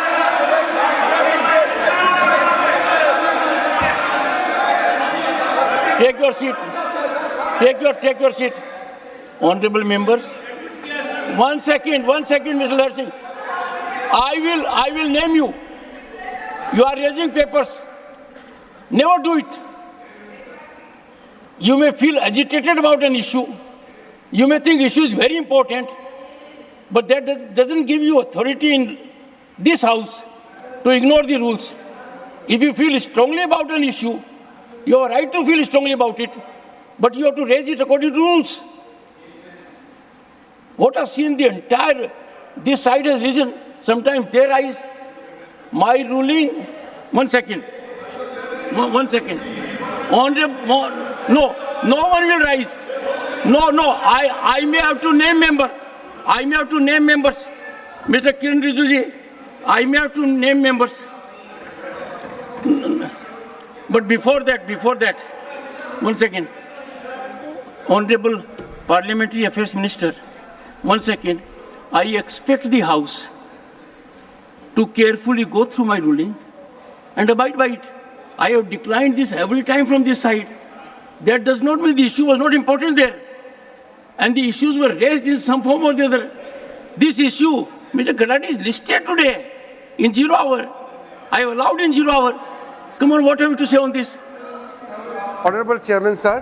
One, I am sure Parliamentary Affairs Minister will agree. Should they be rising in chorus? Sir, No, tell me. Otherwise, they will rise in chorus, you will rise in chorus. The House will be in chaos. Sir, you are the custodian of this August House. Nobody will deny or nobody will say that your ruling will not be abided by any member of this August House. So, the Honorable Chairman has given a ruling that the matter has been declined under Rule 267. However, I have just gone through the matter. The matter is very serious. Sir, how does it matter? You are making a speech. No, I didn't allow them to go. Sit down. No, I am there saying so. Sir. So the matter may be... Honorable Minister, when leader of the opposition, 1 second, when leader of the opposition rose and wanted to digress, I intervened. Same happens with you. All I am saying is, I have declined your notices under Rule 267, and number 2, I am in some kind of pain because after my ruling, which is very categorical, and I will not bear it. Please take your seat. No. You can raise it. I have said so in 0 hour, allowed it already, but this will not happen. Please bear with me. Honorable members, I am not able to persuade myself to accede to these Rule 267 notices. These notices are not in consonance with the ruling imparted by me. The purpose was no. Statements by Minister Shri Jitin Prasad. Statements by Minister Shri Jitin Prasad. Nothing will go on record. Shri Jitin Prasad. Statement by Minister. Please take your seat. Take your seat. No. Mr. Parliamentary Affairs Minister. Ask them to say. I will otherwise name them. I will name them. Sir, Please ask them. Suresh ji. 1 second. I- 1 second.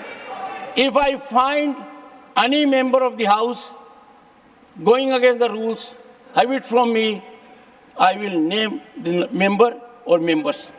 This House can't be run if one party is in order, the other party is not. The other party is in order, the other party is not. We will not happen. Please. I want House to maintain calm and composure and act according to rules. If you feel about an issue, and I already said, if I have declined their notices, it was not a ruling on urgency. It was not a ruling on importance. Your point, Mr. Kadadi, may be important. Take your seat. No, your point may be important. You may be agitated. It may be significant.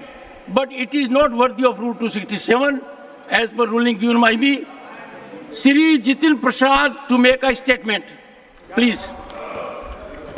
With your kind permission, sir, I lay on the table of the House the following statement regarding a statement of implementation of recommendations contained in the 164th report of Department related to Parliamentary Standing Committee on Commerce on augmenting infrastructure facilities to boost exports.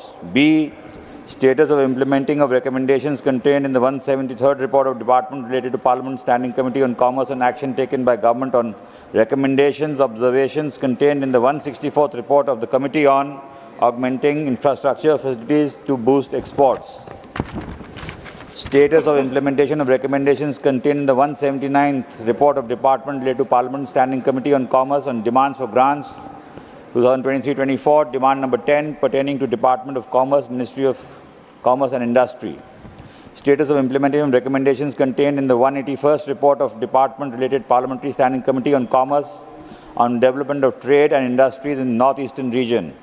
Statement of implementation of recommendations contained in the 186th report of Department related Parliamentary Standing Committee on Commerce on action taken by Government on the recommendations, observations contained in the 181st report of the Committee on development of trade and industries in the Northeastern region. Status of implementation of recommendations contained in the 183rd report of Department related Parliamentary Standing Committee on Commerce on demand for grants 23-24, demand number 10 pertaining to Department of Commerce, Ministry of Commerce and Industry. Status of implementation of recommendations contained in the 184th report of Department related to Parliamentary Standing Committee on Commerce on demands for grants 23-24, demand number 11 pertaining to Department of Promotion of Industries, Internal Trade, Ministry of Commerce and Industry. Statement of implementation of recommendations contained in the 185th report of Department related Parliamentary Standing Committee on Commerce on action taken by Government on recommendations, observations तो लोकसभा और राज्यसभा में अभी प्रश्नकाल चल रहा है, कार्यवाही आप देख रहे थे। हालांकि तमाम सदस्यों की अपनी नाराज़गी थी जिसको लेकर के शोरगुल भी हुआ है और कर्नाटक के सांसदों ने लोकसभा में वहां पर उस मुद्दे को उठाया जिसमें ईडी के कुछ अफसरों के खिलाफ एफआईआर दर्ज हुई है। उन पर आरोप लगा है कि वो तमाम बड़े नेताओं के खिलाफ बयान देने के लिए लोगों को उकसा रहे हैं या उन पर दबाव बीजेपी के सांसदों ने किया है। हाँ, और बीजेपी के जो कर्नाटक के सांसद हैं वो शोरगुल कर रहे थे संसद में, और बाहर जो थे जहां इंडिया गठबंधन के लोग कर रहे थे प्रदर्शन, ठीक उसी जगह पे ये कर्नाटक के सांसद कर रहे थे। ना तो स्पीकर महोदय ने कहा कि उनको कोई चिट्ठी मिली है कि हाँ बाहर धरना प्रदर्शन करते हैं सांसद, ना हमारे संसदीय कार्य मंत्री ने कहा कि साहब उनको भी चिट्ठी मिली है। जैसा कि बताया गया था जब इंडिया गठबंधन के सांसद प्रदर्शन कर रहे थे तो कहा गया था कि उनको भी चिट्ठी मिली है, सांसदों ने चिट्ठी लिखी है कि वहाँ धरना प्रदर्शन होता है वो ठीक नहीं है रास्ते में। अब किसी को कोई चिट्ठी नहीं मिली है, तो ये देखने में आ रहा है संदेश। कि मतलब अगर वहाँ पर विपक्ष के सांसद कर रहे हैं प्रदर्शन तो उसमें दिक्कत होती है, लेकिन सत्ता पक्ष के कर रहे हैं तो यही चीज़ सदन के भीतर भी जो विपक्षी सदस्य आरोप लगा रहे हैं वो लगातार स्पीकर के ऊपर खास तौर पे और सभापति जो उपराष्ट्रपति हैं जगदीप धनखड़ साहब, उनके खिलाफ विपक्षी सांसदों का ये लगातार आरोप है कि यहाँ पर दोनों सत्ता पक्ष और विपक्ष के सांसदों के साथ उस तरह से बर्ताव नहीं किया जाता है जिस तरह से कि स्पीकर को और सभापति को करना चाहिए, यानी निष्पक्ष होकर के करना चाहिए। उसमें किसी तरह का भेदभाव नहीं होना चाहिए कि कौन किस पार्टी का है। तो खैर अभी तो ये प्रश्नकाल चल रहा है, लेकिन प्रश्नकाल के बाद जो कल जिस तरह से अभद्र शब्दावली का इस्तेमाल किया गया बीजेपी के सांसदों का, भले ही उसको प्रोसीडिंग से हटा दिया गया है, कार्यवाही से हटा दिया गया है, लेकिन उसको लेकर के बात होगी ही और विरोध जताएंगे ही विपक्षी सांसद जो, और उसके पहले विपक्षी सांसदों ने इस बात के संकेत दिए भी हैं। लेकिन ये बड़ा एक सवाल है और वो लगातार लगता रहेगा कि क्यों स्पीकर और सभापति यानी लोकसभा अध्यक्ष और राज्यसभा के सभापति ऐसा क्यों कर रहे हैं, विपक्षी सांसदों के बार बार आरोप के बावजूद उनके साथ या उनको बोलने का मौका वो नहीं दे रहे हैं। तो ये चीज़ें, इसको लेकर के संसद में शांति तो नहीं बनी रहने वाली है। इसके अलावा जो बजट पर चर्चा हो रही है, तो बजट पर चर्चा के दौरान बजट को लेकर के उसी अगले दिन से ही क्या उसी दिन से ये बात होने लगी कि ये बजट सरकार बचाने के लिए लाया गया है, कुर्सी बचाओ बजट है, और विपक्षी जो गैर एनडीए शासित राज्य हैं उनके लिए इस बजट में कोई प्रावधान नहीं किया है, कुछ भी नहीं किया गया है, केवल बिहार और आंध्र प्रदेश को लेकर के किया गया है। तो संसद की कार्यवाही जब ये प्रश्नकाल के बाद जब शुरू होगी, उसके अलावा जो 2 नोटिस दिए गए हैं मनीष तिवारी और ये गौरव गोगोई की ओर से, उन पर भी अगर क्या अनुमति मिलती है चर्चा किया नहीं, ये भी देखने वाली। मुझे नहीं लगता कि नहीं मिलेगी, क्योंकि कल भी मनीष तिवारी को अनुमति नहीं मिली थी और आज भी वो सेम नोटिस उन्होंने लगाया है, जबकि गौरव गोगोई का नोटिस आज दूसरा है। उन्होंने कहा है कि जनगणना के लिए धन आवंटित किया जाए और जनगणना के लिए समयबद्ध जनगणना कराई जाए, इसके लिए नोटिस दिया है। तो जनगणना तो ये सरकार कराने नहीं जा रही है, समझिए, क्योंकि जनगणना का कराएगी तो फिर जातिगत जनगणना कराने का दबाव बहुत ज़्यादा बढ़ेगा, वो ये सरकार कराना नहीं चाहती है, इसलिए नहीं करेगी। लेकिन जो दूसरा मुद्दा नीति आयोग वाला है समीर जी, उसकी हम लोगों ने भी चर्चा भी की थी कि मायावती जी की पार्टी इंडिया गठबंधन में शामिल भी नहीं है, मायावती जी की पार्टी का लोकसभा में कोई सदस्य भी नहीं है, लेकिन इंडिया गठबंधन के मुख्यमंत्रियों द्वारा, कई मुख्यमंत्रियों द्वारा नीति आयोग की बैठक का बहिष्कार करने के मसले पर मायावती जी का समर्थन इंडिया गठबंधन को मिला है। इससे पहले हम लोगों ने देखा था कि अखिलेश यादव और प्रियंका चतुर्वेदी और संजय राउत वो जाकर के जगन मोहन रेड्डी से जंतर मंतर पर मिले थे। जगन मोहन रेड्डी की पार्टी भी इंडिया गठबंधन में शामिल नहीं है। तो क्या इंडिया गठबंधन को अब जो गैर एनडीए दल और जो गैर इंडिया दल हैं उनका समर्थन मिल रहा है मुद्दों के आधार पे? ये एक नई चीज़ें हो सकती हैं। इस मायावती ने आज ट्वीट किया सुबह समीर जी कि एनडीए सरकार द्वारा संसद में पेश बजट में भी देश व आम जनहित से अधिक राजनीतिक स्वार्थ के तहत विभिन्न राज्यों के बीच भेदभाव, पक्षपात व असंतुलन बढ़ाने के विरुद्ध आक्रोश व विरोध स्वाभाविक। हालांकि केंद्र द्वारा ऐसा सौतेला व्यवहार आज कोई नई बात नहीं। बीएसपी ने भी यूपी में इसे झेला है। केंद्रीय बजट से दुखी पीड़ित गैर भाजपा शासित राज्यों ने इसको लेकर नीति आयोग की बैठक में भाग नहीं लेने का निर्णय लिया है, जबकि यूपी जैसी विशाल आबादी वाले गरीब व पिछड़े राज्य पर बजट में समुचित ध्यान नहीं देना भी कितना उचित। केंद्र द्वारा देश व जनहित को सर्वोपरि रखना बहुत ज़्यादा जरूरी, ये कह रहा है मायावती जी का। इधर जो सुदीप बंदोपाध्याय हैं तृणमूल कांग्रेस के सांसद हैं, उनकी थोड़ी देर पहले बात आई है। वो कह रहे हैं कि ममता बनर्जी आज दिल्ली पहुंच रही हैं, बंग भवन में वो सांसदों से मिलेंगी, उसके बाद ही वो बताएंगी कि वो नीति आयोग की बैठक में जा रही हैं कि नहीं जा रही हैं। यानी कि उसको लेकर के अभी अब संशय हो गया है कि ममता बनर्जी भी शायद नीति आयोग की बैठक में नहीं जाएंगी। अगर ऐसा होता है तो फिर ये एक बहुत बड़ा झटका इस सरकार के लिए होगा समीर जी, क्योंकि वो जितने भी गैर एनडीए शासित होंगे तब तो फिर कोई भी एक तरह से, अगर ममता बनर्जी ने भी बहिष्कार कर दिया, उसके पहले तमिलनाडु के मुख्यमंत्री स्टालिन बहिष्कार कर चुके हैं, घोषणा कर चुके हैं। आम आदमी पार्टी की 2 राज्यों में सरकार है, दिल्ली सरकार, दिल्ली के मुख्यमंत्री अरविंद केजरीवाल तो जेल में ही हैं, उनका कोई प्रतिनिधि भी नहीं जाएगा, ये बताया गया है। और भगवंत मान जो पंजाब के मुख्यमंत्री हैं, आम आदमी पार्टी की सरकार है वहाँ पर, उन्होंने भी मना कर दिया है। कांग्रेस शासित 3 राज्य हैं, उन्होंने पहले से ही कहा है, हिमाचल के मुख्यमंत्री हैं, चाहे कर्नाटक के या फिर तेलंगाना के। तो कुल मिलाकर के फिर इस नीति आयोग की बैठक में वही जो मुख्यमंत्री हैं, जो या तो एनडीए के मुख्यमंत्री हैं और बीजेपी के मुख्यमंत्री हैं। इसके अलावा जो आज उस बैठक में शामिल होने के लिए योगी आदित्यनाथ भी दिल्ली आ रहे हैं और दिल्ली में उनकी प्रधानमंत्री से भी मुलाकात होगी, और मुलाकात जो उत्तर प्रदेश के नेताओं की हो रही है वो बड़ी चर्चा में है। तो ये जो नीति आयोग की बैठक और बजट सत्र में जिस तरीके से संसद के भीतर जो चल रहा है उसको लेकर के सरकार पूरी तरह से घिरी नजर आ रही है। लेकिन इन सब के बीच जो बीजेपी के नेताओं के जो तमाम बयान हैं, आपत्तिजनक शब्दों का इस्तेमाल हो रहा है और आपत्तिजनक व्यवहार हो रहा है। कल हमने देखा कि केंद्रीय मंत्री बिट्टू जो है वो वेल में आ गए, उसको लेकर के विपक्ष पूरी तरह से अपनी आपत्ति दर्ज कराएगा और प्रश्नकाल के बाद इन सारे मुद्दों के उठने की पूरी संभावना दिखाई पड़ रही है। हाँ बिल्कुल समीर जी, बहुत सारे मुद्दे हैं और सबसे बड़े मुद्दे तो समीर जी आर्थिक मुद्दे ही हैं। और आर्थिक नीतियों को लेकर के सरकार जिस तरह से घिरी हुई है और सदन में जो बीजेपी के सांसदों का आचरण देखने को मिल रहा है समीर जी, वो भी इसीलिए चूंकि इस बजट को लेकर के सरकार बहुत ज़्यादा घिरी हुई है। इस बजट में कुछ है नहीं, आर्थिक नीतियों पर लगातार सवाल उठ रहे हैं सरकार की। और चरणजीत चन्नी और रवनीत बिट्टू के बीच का विवाद भी जो है उसके पीछे भी इस सरकार की आर्थिक नीतियाँ ही नहीं, चूँकि चन्नी ने ज़बरदस्त तरीके से सरकार की आर्थिक नीतियों पर प्रहार किया, तो उसको लेकर के सरकार जो थी वो घिरी हुई नजर आई। तो वो व्यक्तिगत तू मैं उसको बदलने की कोशिश की गई, ताकि असली मुद्दे जो हैं, जो चन्नी ने सवाल उठाए थे या विपक्ष जो सवाल उठा रहा है प्रधानमंत्री की आर्थिक नीतियों को लेकर, बीजेपी की आर्थिक नीतियों को लेकर के, वो सवाल नेपथ्य में चले जाएं और ये मामला ये बन जाए कि आप संसद के अंदर दो सांसदों के बीच में कुछ तू मैं हुई या अब शब्दों का इस्तेमाल हुआ। तो ये इस तरीके से मोड़ने का प्रयास था और शायद उसमें थोड़ा सा भारतीय जनता पार्टी सफल भी हुई, क्योंकि सदन को स्थगित करना पड़ा, पूरे देश का ध्यान उस पर गया, हम लोगों को भी इस पर चर्चा करनी पड़ी, यानी हम भी मजबूर हुए कि ऐसे मसले पे हम चर्चा करें।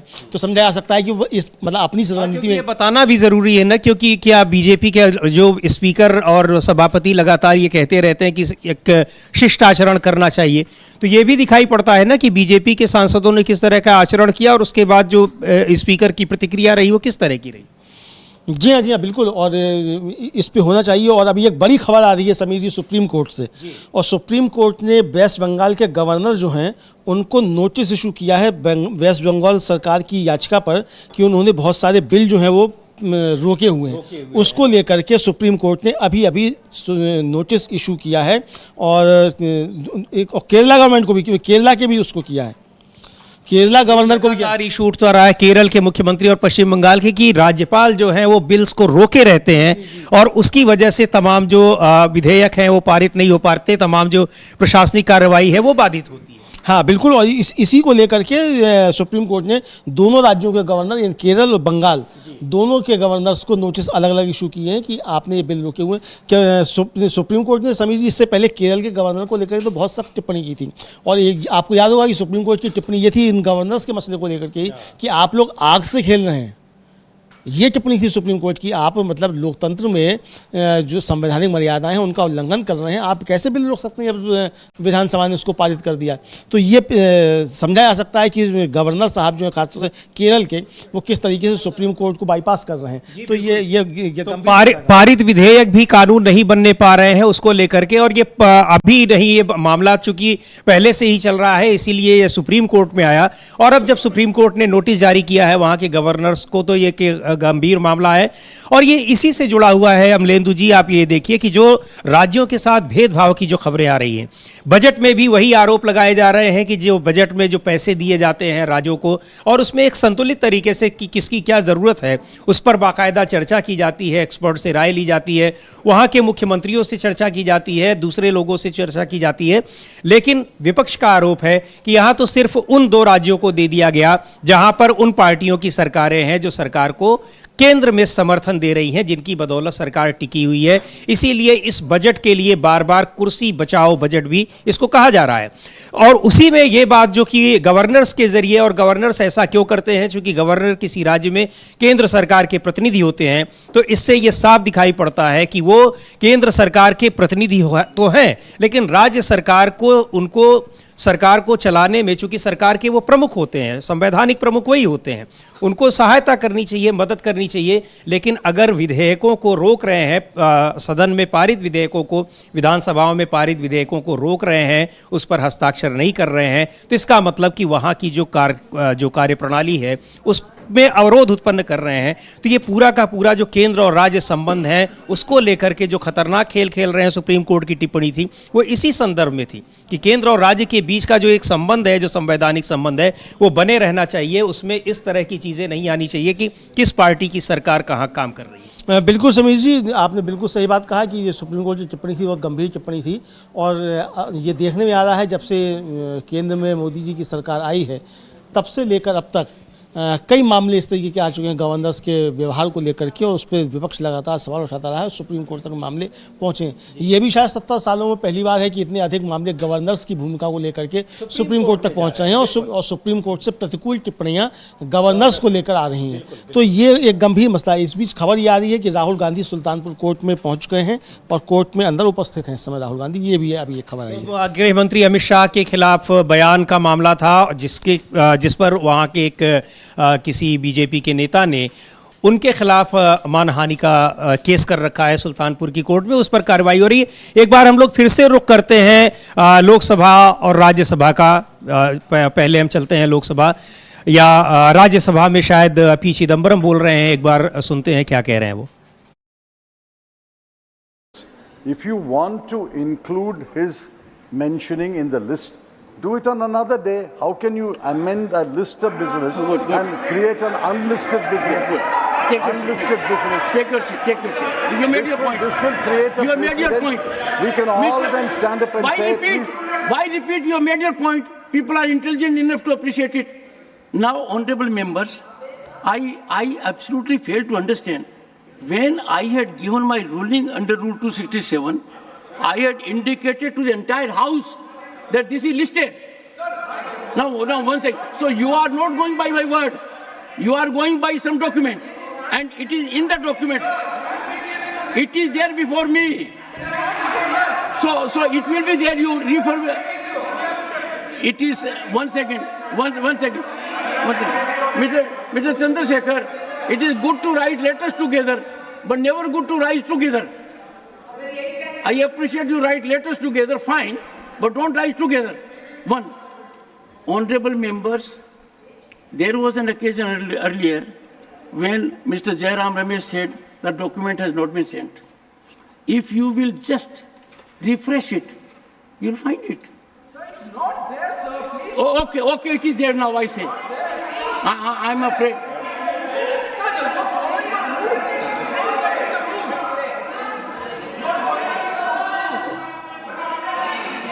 Honorable members, 1 second, sit down. This House is fully alive to the situation that for this kind of permission, Honorable Chairman and my predecessors, far more distinguished than I am, have been using their discretion to so grant. And I had indicated to this House, not now, but while imparting my ruling on 267, does it behove the members that I am giving platform already indicated 4 times during my ruling under 267? It was as a matter of fact rebuffed to the honorable member that why did he invoke rule 267 when the notice is admitted? No. Shri Iran Kadadi alone will go on air number 1. Discuss the issue of corruption in Karnataka Maharishi Valmiki Scheduled Tribes Development Corporation. Go ahead. Yes, धन्यवाद सभापति महोदय। आज मैं कर्नाटक का मुद्दा है, इसलिए मैं कन्नड़ में बात करना चाहते।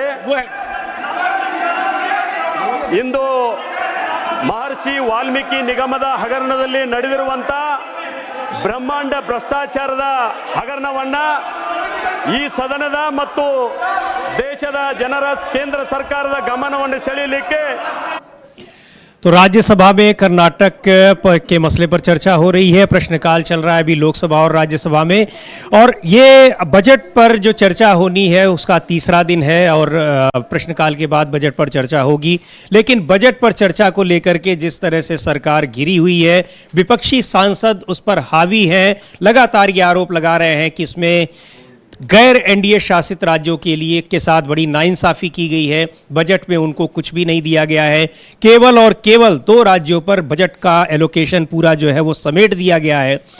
उसको लेकर के काफ़ी नाराज़गी है और उसको लेकर के नाराज़गी जो बीजेपी शासित राज्य भी कई है वहाँ भी है, लेकिन जाहिर सी बात है कि वो इस तरह से मुखरता के साथ कह नहीं सकते हैं। इस बीच में जो ईडी और सीबीआई और इनकम टैक्स इन एजेंसियों की जो कार्रवाइयां हैं विपक्षी नेताओं के खिलाफ, उस पर लगातार आरोप तो लगते ही रहते हैं, विरोध होता रहता है। संजय सिंह जो आम आदमी पार्टी के सांसद हैं, खुद भी वो शराब घोटाले में, दिल्ली शराब घोटाले मामले में जेल जा चुके हैं, केस उन पर चल रहा है। उन्होंने एक बड़ी रोचक टिप्पणी की है, उसको सुना जाए कि उन्होंने क्या कहा है इन जो एजेंसियों की कार्रवाइयों को लेकर के। और मान्यवर, मैं आपसे आपके माध्यम से इस सरकार से कहना चाहता हूं, इनका बजट पड़ रहा था मान्यवर, जेलों को भी इन्होंने कम बजट दिया। अरे जेल का बजट तो बढ़ा दीजिए, 300 करोड़ रुपए जेल का बजट बढ़ा दीजिए। अरे अभी हमको जेल में भेजा है, कल तुमको जेल में आना है, तुम सबको जेल में आना है। जेल का बजट बढ़ा दो, जेलों को ठीक कर दो, अगला नंबर तुम्हारा है, तुम्हें जेल में आना है, इसलिए कम से कम जेलों को तो ठीक कर दो, अगला नंबर तुम्हारा। मैं जेल के बजट पे बोल रहा हूँ मानवर, मैं जेल के बजट पे 1 सेकंड 300 करोड़ दिया, इनको जेल में आना है मानवर। इन्होंने न्यायपालिकाओं के लिए जो बजट रखा वो नाकाफी है।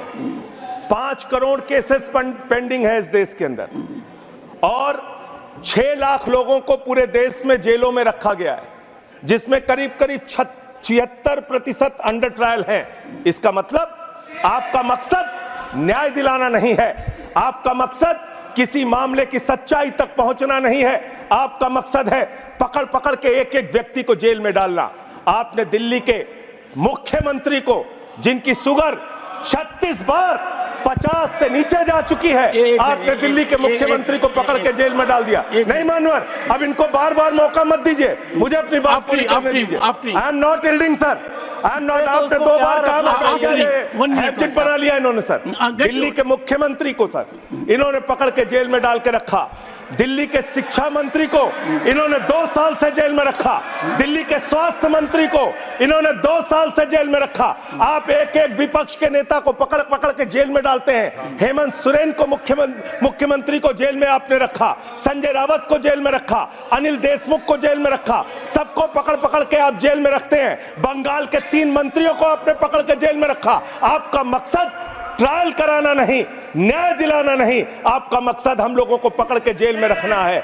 जितना जेल में डालोगे, मैं आपसे कहना चाहता हूं, जितना जेल में डालोगे उतना गर्त में जाओगे। जिसने भी ये राजनीति की है उसका समापन हो गया है। अभी 240 पे पहुंचे हो, कल 24 पे पहुंचोगे, इसके बाद 2 पे भी आओगे। तो आम आदमी पार्टी के राज्यसभा सदस्य संजय सिंह व्यंग्यात्मक टिप्पणी इन्होंने की बजट पर। इन्होंने जेलों के बारे में कहा कि बजट में जेलों के लिए भी एलोकेशन पर्याप्त नहीं किया गया है, लेकिन बड़ी गंभीर टिप्पणी है, बड़ा गंभीर आरोप है, और ये लगातार लगता रहता है कि किस तरह से विपक्ष के नेताओं को तमाम मामलों में फंसाया जा रहा है। और जो पेंडिंग मामले हैं उनमें 73% से ज़्यादा अंडर ट्रायल हैं, यानी उनमें वो केसेस चलते ही रहते हैं, उनमें कोई फैसला नहीं होता, न्याय नहीं होता है, सज़ा नहीं होती है। इससे ये साबित होता है कि ये मामले किस तरीके से लाए जाते हैं। तो इस पर और एक चीज़ और बहुत गंभीर बात उन्होंने कही कि आज हमको आप डाल रहे हैं, कल ये आपके लिए भी होगा।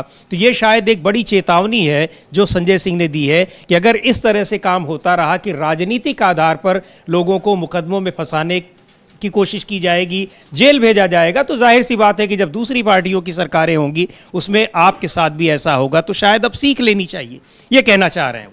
लेकिन मुझे लगता नहीं कि कोई सीख लेगी, क्योंकि अभी भी लगातार कहीं न कहीं, अभी बिहार में ही कुछ दिन पहले जो एक बहुत ही नीतीश कुमार के करीबी IAS ऑफिसर हैं, हालांकि नीतीश कुमार तो NDA के साथ में इस समय है, वो कभी साथ रहते हैं कभी नहीं रहते हैं, लेकिन मौजूदा स्थिति उनकी है कि वो साथ में हैं, पर उनके भी करीबी अधिकारी को जेल में डाला गया है। ED ने अभी जेल में नहीं डाला गया, ED ने छापेमारी की है। तो ये सारी चीज़ें ये बता रही हैं कि ये भेदभावपूर्ण जो राजनीति है और एक दूसरे को मुकदमों में फंसाने की, इसका कभी अंत नहीं होने वाला है। ये ऐसी राजनीति का समीर अंत होता नहीं हो। भारतीय जनता पार्टी इसी तरीके की राजनीति कर रही है, इस तरीके के आरोप विपक्ष लगा रहा है। संजय सिंह जो बातें कह रहे थे, संजय सिंह भी लगभग यही बातें कह रहे थे कि भाई आपने हम लोगों को, विपक्ष के लोगों को जेल में डाला जिस तरीके से, तो आपका उसको लेकर कोई ये लक्ष्य नहीं था कि आपको किसी को न्याय दिलाना है। आपका लक्ष्य यही था कि आपको विपक्ष के लोगों को फंसाना है, तो आपने इसको लेकर यही किया और इसीलिए आप जेल का बजट बढ़ा दिए। चूंकि जब हम आएंगे तो हम भी फिर यही करेंगे। या तो संजय सिंह ये कहना चाहते थे तब ज़्यादा लोग रहेंगे तो बजट आप उसका बढ़ा दीजिए। हाँ, कहने का मतलब ये यही मतलब रहा होगा कि इसको लेकर कि भाई आपने अभी बजट कम रखा है, तब आप ज़्यादा लोग जाएंगे। क्योंकि आपके काम जो है इस तरीके के ज़्यादा हैं तो आपको ज़्यादा लोगों को जाना पड़ेगा, तो इसलिए इसका बजट बढ़ा दीजिए। तो ये व्यंग में बात कही उन्होंने, कटाक्ष में कही, लेकिन बहुत गंभीर एक बात कही जाए समीर जी। एक राजनीतिक चोट जो है बहुत ज़बरदस्त तरीके से संजय सिंह ने लेकर के की, जो बीजेपी की रणनीति है उसको और बीजेपी की जो विचारधारा एक तरीके से कहा जाए, जो काम करने का तरीका है, उसको लेकर के बहुत गंभीर टिप्पणी ये थी संजय सिंह की। और ये आरोप अभी से नहीं, ये लगातार पिछले 10 साल से लग रहे हैं कि जिस तरह से जो विपक्षी नेता हैं उनके खिलाफ आरोप लगते हैं, उनको उनके यहाँ सम्मन भेजा जाता है, छापेमारी की जाती है, जेल भेजा जाता है। दर्जनों की संख्या में ऐसे नेता हैं जो अभी भी जेलों में हैं। 2 मुख्यमंत्रियों को जेल भेजा गया। अरविंद केजरीवाल अभी जेल में ही हैं। हेमंत सोरेन जेल में रहे लगभग 6 महीने तक। उसके बाद उनको अपनी मुख्यमंत्री पद से इस्तीफा भी देना पड़ा। हालांकि जेल से छूटने की जमानत मिलने के बाद वो फिर से मुख्यमंत्री बने। तो ये आरोप लगते हैं, लेकिन किसी के खिलाफ भी कोई मामला अभी तक साबित नहीं हो पाया है। चाहे 2 साल से मामला चल रहा हो, चाहे 5 साल से चल रहा हो, चाहे कई साल से चल रहा हो। जैसा कि संजय सिंह भी बता रहे थे कि दिल्ली के मुख्यमंत्री, दिल्ली के जो शिक्षा मंत्री हैं और स्वास्थ्य मंत्री हैं, 2-2 साल से जेलों में है उनके खिलाफ, लेकिन अभी तक सुनवाई पूरी नहीं हुई और न ही उस पर कोई फैसला आया। तो मकसद ये है, जैसा कि विपक्षियों का कहना है, विपक्षी पार्टियों का, कि ये सारी कार्रवाइयाँ इसलिए होती हैं कि आवाज़ को दबाया जाए, शांत किया जाए, या फिर अपनी तरफ उनको लाने का प्रयास किया जाए। लाए भी हैं, सरकारें भी बनी हैं। एक ब्रेकिंग खबर आ रही है, राहुल गांधी ने अपना बयान दर्ज करा दिया है सुल्तानपुर कोर्ट में। बयान दर्ज करा के वो बाहर निकल गए हैं। अगली तारीख उसमें 12 अगस्त पड़ी है। राहुल गांधी ने सारे जो आरोप लगाए गए थे उनको डिनाई किया अपने बयान में। कोर्ट ने उनको सवाल पूछे, उस पर उन्होंने कहा कि ये मुझको पॉलिटिकल रीज़न से और मेरी छवि धूमिल करने के लिए ये मुकदमा कायम किया गया है। उसके बाद फिर अब जो वादी पक्ष है, यानी जिसने मुकदमा दायर किया है, उसको एविडेंस दाखिल करने के लिए 12 अगस्त की डेट लगी है। तो दूसरा पक्ष दाखिल करेगा। राहुल गांधी वहाँ से निकल के जा चुके हैं। ये जो मानहानि का मामला है, अमित शाह के खिलाफ बयान को लेकर के मानहानि का केस दर्ज किया गया था। MP MLA कोर्ट जो सुल्तानपुर की है, वहाँ पर ये सुनवाई चल रही थी। तो अब अगली तारीख मिली है 12 अगस्त की राहुल गांधी के मामले में। तो आज सुल्तानपुर की MP MLA कोर्ट में के सामने पेश हुए राहुल गांधी और वहाँ उन्होंने अपना बयान दर्ज कराया। तो एक और चीज़, एक बयान अभी जो प्रधानमंत्री नरेंद्र मोदी का जो उन्होंने अग्निपथ स्कीम को लेकर के दिया है, और चूंकि आज कारगिल के में जो शहीद है, कारगिल 25 साल उसके पूरे हुए हैं, उसको लेकर के प्रधानमंत्री सैनिकों के साथ थे। वहाँ पर उन्होंने अग्निपथ योजना की काफ़ी प्रशंसा की। तो उसको लेकर के विपक्षी एक बार फिर प्रधानमंत्री पर निशाना साध रहे हैं कि उस योजना का बार बार बचाव कर रहे हैं, जिसका सैनिकों से लेकर के, बड़े सैन्य अधिकारियों से लेकर के, रिटायर्ड सैन्य अधिकारियों से लेकर के और उन सेनाओं में भर्ती होने वाले अभ्यर्थियों तक उसका विरोध हो रहा है। तो बार बार उसको ये साबित करने की कोशिश कर रहे हैं कि हमारी ये योजना बहुत अच्छी है। कैसे अच्छी है उसको बता पाना सरकार के लिए अब तक मुश्किल रहा है। और चुनाव के पहले ये इतना बड़ा मुद्दा बन गया था कि रक्षा मंत्री राजनाथ सिंह को कहना पड़ा था कि अगर इसमें खामियां हैं तो हम आएंगे, इसको ठीक करेंगे। हालांकि अब तक कुछ इसको ठीक करने को लेकर के कोई ऐसा प्रस्ताव अभी तक आया नहीं है। बीच में ये खबरें उड़ी ज़रूर थी कि उसमें कई तरह के संशोधन हो रहे हैं, लेकिन अग्निपथ स्कीम को लेकर के एक बार सरकार ने उसको फिर से ठंडे बस्ते में डाल दिया है। जबकि विपक्षकार कांग्रेस पार्टी के जो घोषणा पत्र में साफ लिखा था कि उनकी सरकार बनती है तो इस योजना को समाप्त कर दिया जाएगा। बहरहाल लोकसभा राज्यसभा की कार्यवाही चल रही है। एक बार हम लोग फिर लोकसभा का रुख करते हैं, जहां केंद्रीय मंत्री JP नड्डा कुछ बोल रहे हैं। उनको सुनते हैं क्या कह रहे हैं वो।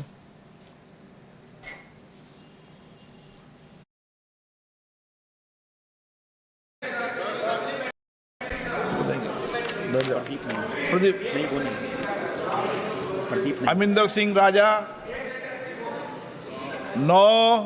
अमिंदर सिंह राजा।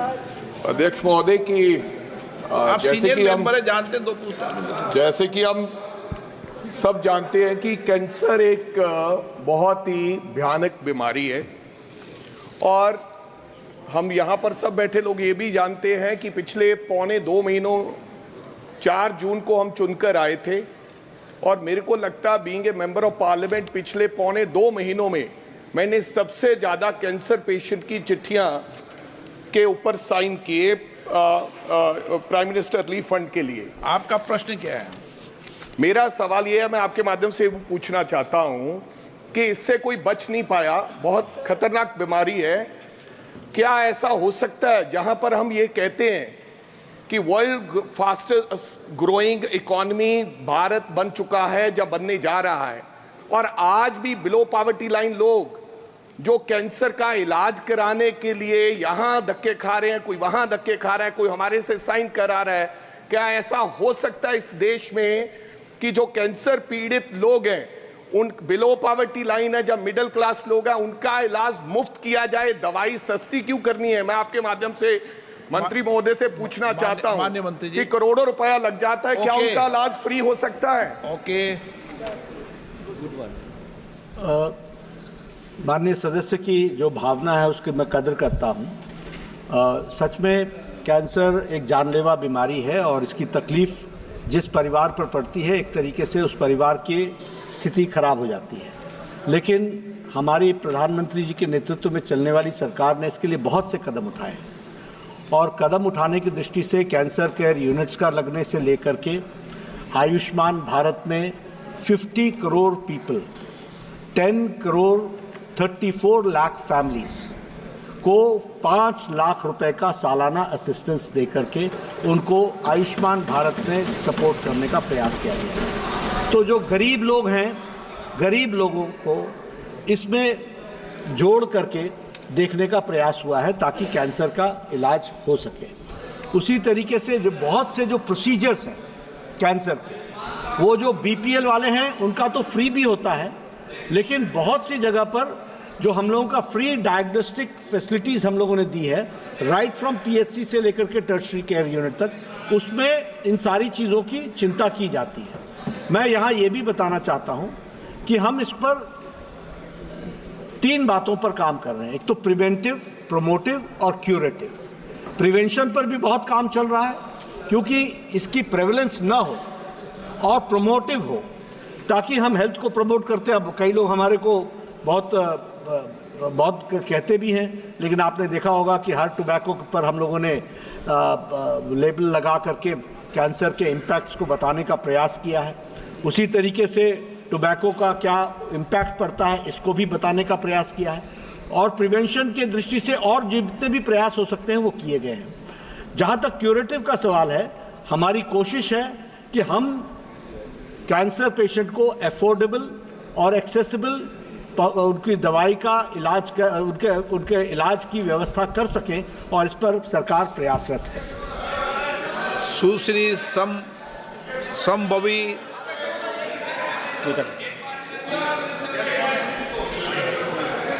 धन्यवाद अध्यक्ष महोदय। सबसे पहले मैं सरकार को धन्यवाद देना चाहूँगी कि उन्होंने 3 कैंसर ड्रग्स पे कस्टम ड्यूटी को एग्जेम्प्ट करके कैंसर ट्रीटमेंट को और अफोर्डेबल किया। मेरा प्रश्न कार टी सेल थेरेपी से है, जो कैंसर ट्रीटमेंट के लिए एक अफोर्डेबल माध्यम है, पर अभी ये पूरे देश में सिर्फ 30 अस्पतालों में है।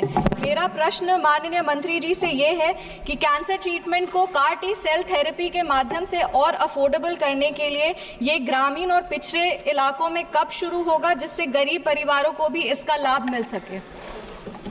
नहीं, इस फैसिलिटी को एक्सपैंड करना है इन ड्यू कोर्स, जैसे जैसे होता है उसको एक्सपैंड करेंगे। क्वेश्चन डिमांड ऑफ ग्रांट पे बात करेंगे। Question number 65,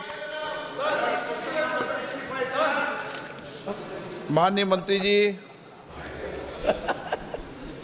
the statement is laid on the table of the house. माननीय सदस्य, तो लोकसभा और राज्यसभा में प्रश्नकाल चल रहा है, प्रश्नकाल की कार्यवाही हो रही है, और इस बीच जो एक और महत्वपूर्ण खबर है सुप्रीम कोर्ट से, वो ये कि उत्तर प्रदेश सरकार ने जो कांवड़ मार्गों पर नेम प्लेट का मामला था, जो आदेश जारी किया था, उसको लेकर के हलफनामा दायर किया है। चूँकि सुप्रीम कोर्ट ने उस पर एक रोक लगा दी थी, उस पर स्टे लगा दिया था, उसको लेकर के आज उन्होंने हलफनामा दायर किया है और कहा है कि ये कानून व्यवस्था को बनाए रखने के लिए, ताकि कानून व्यवस्था न बिगड़ने पाए, दो समुदायों के बीच में कोई दिक्कत न पैदा होने पाए, इस उद्देश्य से उसको लागू किया गया था। तो अब उसकी सुनवाई अभी सुप्रीम कोर्ट में हो रही है। और इस पर क्या अपडेट्स हैं, क्या जानकारी है अमलेन जी? अभी मेरे पास तो जानकारी नहीं आई है समीर जी, आपने अभी मुझे बताया, तो इसके बारे में भी मैं मालूम करता हूँ अपने सोर्सेस से कि वहाँ क्या चल रहा है। ये हालांकि हलफनामा कल दाखिल कर दिया गया था शाम को, और आज इस पर सुनवाई है। तो इस पर सुनवाई में क्या होता है मैं अभी थोड़ी देर में आपको बताता हूँ। जी बिल्कुल। तो उस पर सुप्रीम कोर्ट में सुनवाई चल रही है, उसके बाद उस पर सुप्रीम कोर्ट का फैसला देखने वाला होगा कि वो इसको उत्तर प्रदेश सरकार की जो दलील है उसको सही मानते हैं, या फिर वो जिस आधार पर उसको चुनौती दी गई है उसको सही मानते हैं कि ये देश के धर्मनिरपेक्ष जो ढांचा है उसको कमज़ोर करने वाला है। ये जो अस्पृश्यता के उन्मूलन की बात कही गई है संविधान में, ये उसको काउंटर करता है, उसका खंडन करता है, ये उसका वायलेट करता है। तो इस पर जो भी अपडेट होगा उस पर नज़र बनाए रखेंगे, हम आपको खबर पहुंचाते रहेंगे। लोकसभा और राज्यसभा में बजट को लेकर के जो चर्चा चल रही है पिछले 3 दिनों से, उस पर काफ़ी गर्मा गर्म बहसें हो रही हैं, और विपक्ष जो है वो लगातार हमलावर है सरकार पर कि जो गैर एनडीए शासित राज्य हैं उन राज्य सरकारों के साथ भेदभाव किया गया है बजट में, और केवल 2 राज्यों को इसमें तवज्जो दी गई है, बिहार और आंध्र प्रदेश को।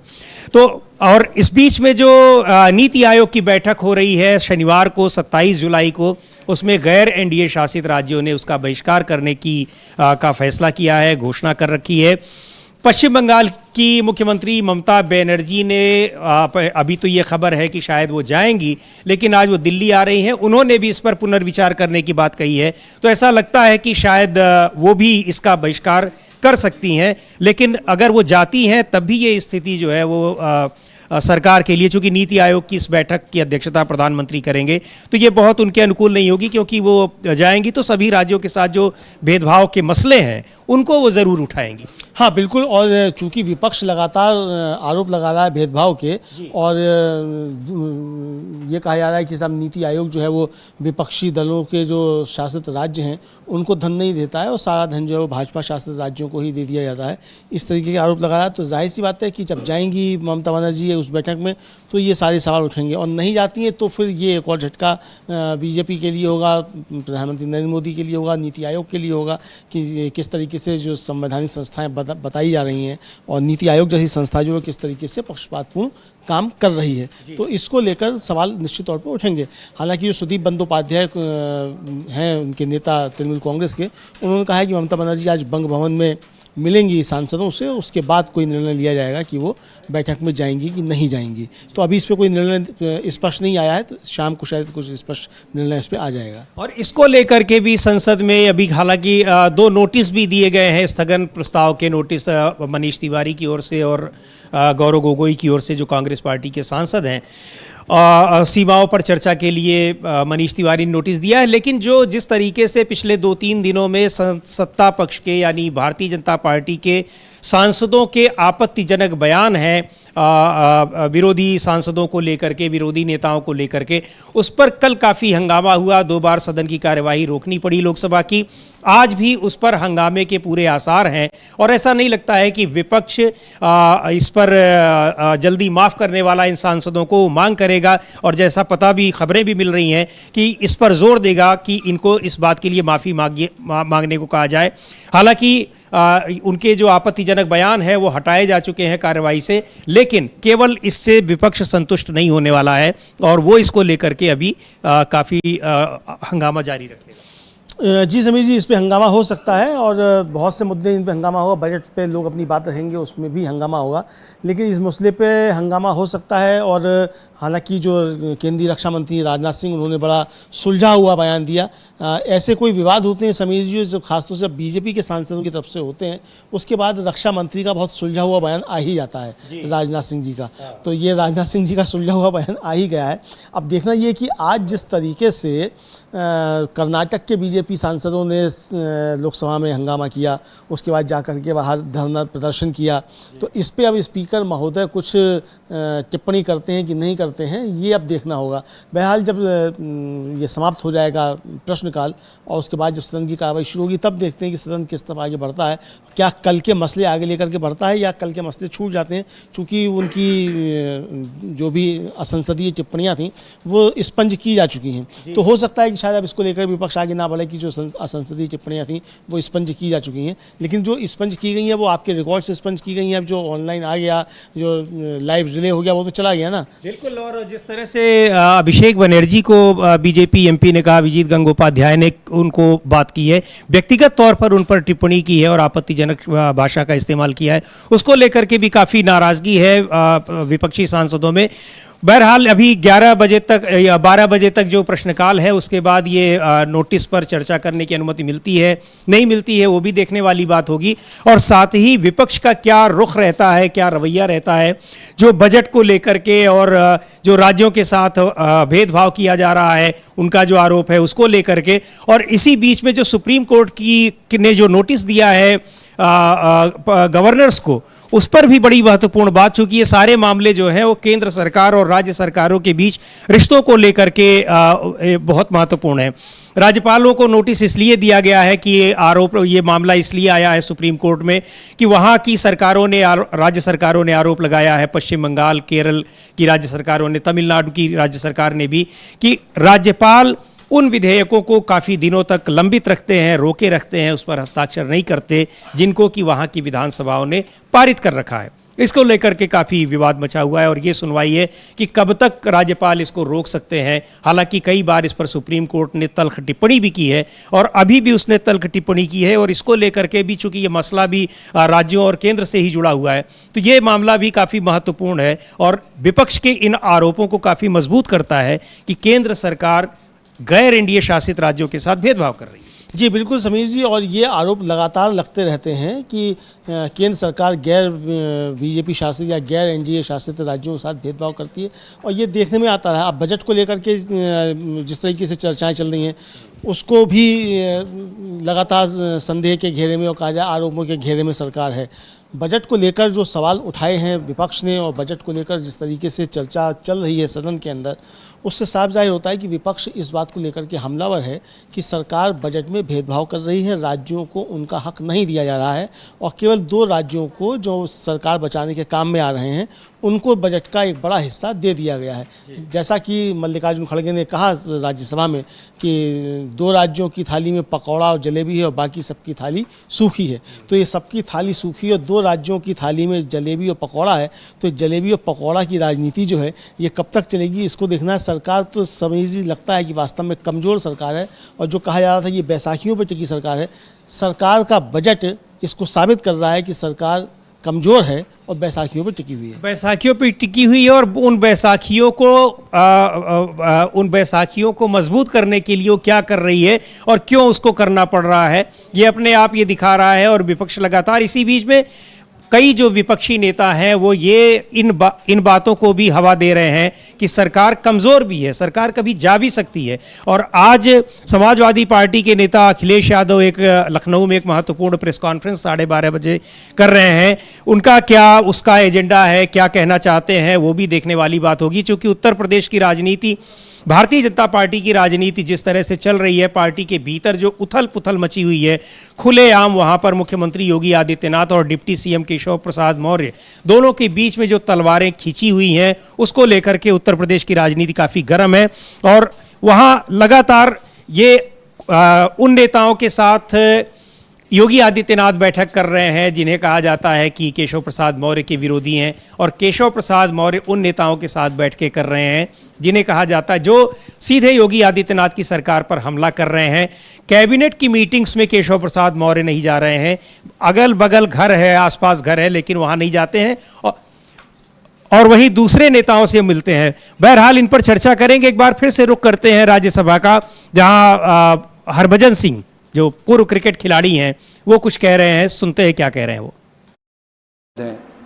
तलवाड़ा में बीबीएम का 100 बेड से ज़्यादा का अस्पताल पहले से ही बना हुआ है। अस्पताल के कर्मचारियों के लिए लगभग 2500 सरकारी मकान खाली पड़े हैं, जो कि अब शायद खंडर की व्यवस्था में आ गए हैं। अस्पताल को चलाने के लिए 24 घंटे बिजली, पानी तथा सीवरेज का प्रबंध है, जिसमें एम्स या पीजीआई बनाने के लिए लागत भी सरकार की बहुत कम आएगी। महोदय, मैं आशा करता हूं कि आपके माध्यम से ये मैसेज जो है सरकार को जाए, ताकि तलवाड़ा को एम्स या पीजीआई मिले, जिसके कारण पंजाब के नहीं जम्मू कश्मीर और हिमाचल के लोगों को भी ये सुविधा प्रदान हो। बहुत शुक्रिया, thank you. Sri Mohammad Nadimul Haq need to address the problems of beneficiaries of the Maulana Azad Education Foundation.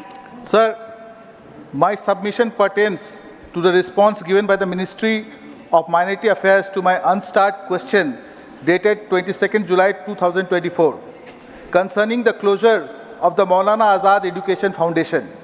The closure of the foundation comes at a critical juncture intersecting with the overall crackdown on minorities. The budget allocation trend from the Ministry of Minority Affairs over the past 5 years is alarming, with a reduction from 5,000 crores to 3,000 crores.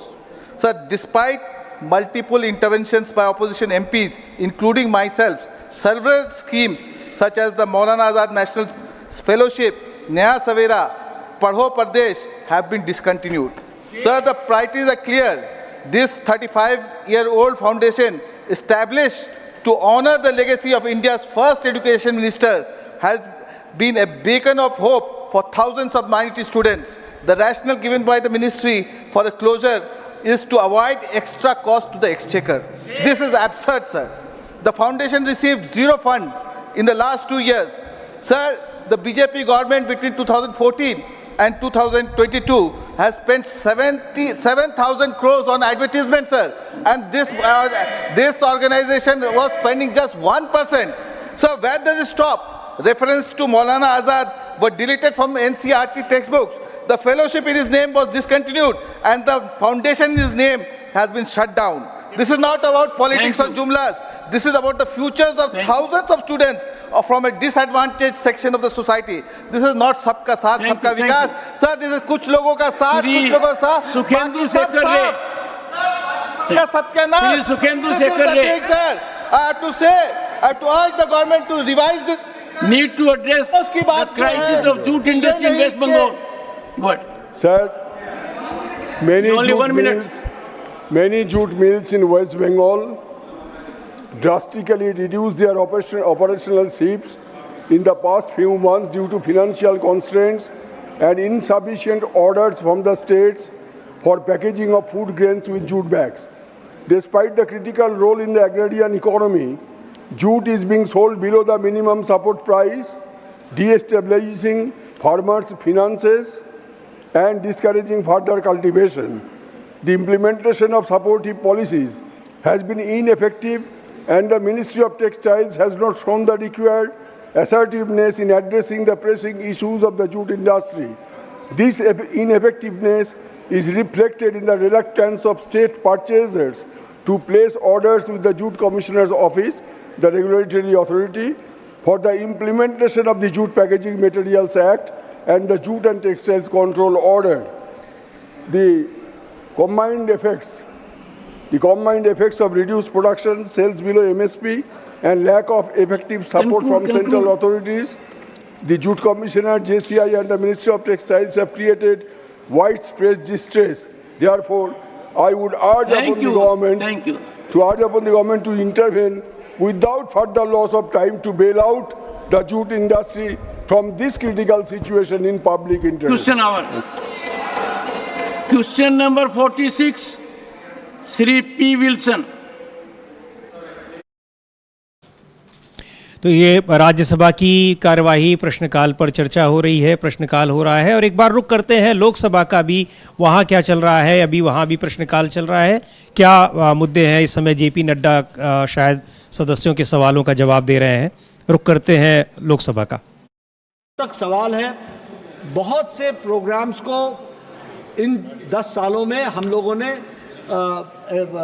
Unfold किया है, district level तक किया है। आप सबको जान करके खुशी भी होगी कि हमारे डायलिसिस का प्रोग्राम कभी हम सोच नहीं सकते थे। लोग 250-250 किलोमीटर 300-300 किलोमीटर डायलिसिस के लिए जाते थे।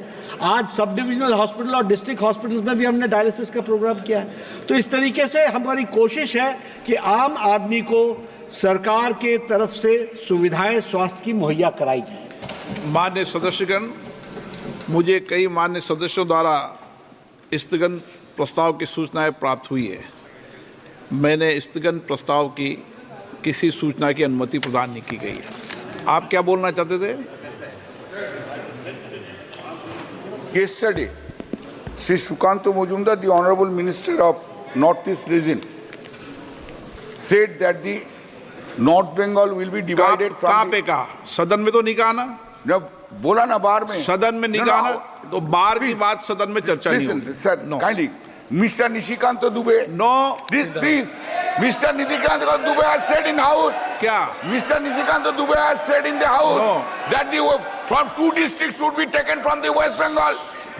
What is this? On the ground of the religion. उन्होंने अपना विशेष शून्यकाल में रखा, लेकिन हम जो बार के विषय उस पर चर्चा नहीं। Minister can say in the outside. आप कुछ बोलना चाहते थे? टीसी मोहन जी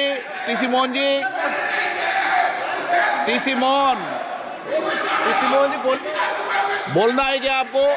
बोलिए। Sir, in Karnataka there is a serious scam, sir. In Valmiki Nigam, more than 100 crores of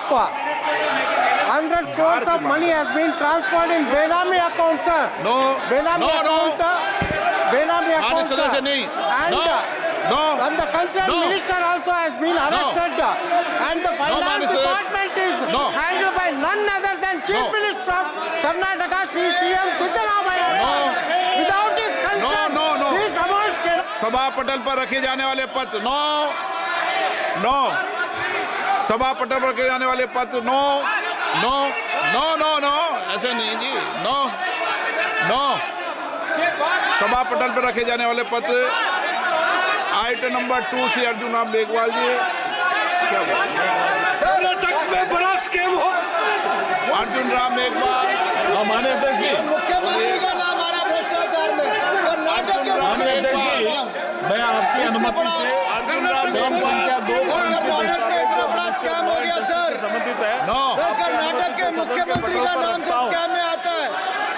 Arjun Ram Meghwal हो गया sir next. Item number 3 Pratap Rao Jadhav. अध्यक्ष जी, आइटम प्रताप राव जाधव। अध्यक्ष जी, मैं आज के सांसदों की सूची में मेरे नाम के सामने उल्लेखित कागजात प्रताप राव सदन के पटल पर प्रस्तुत कर रहा हूं। श्रीमती अनुप्रिया पटेल।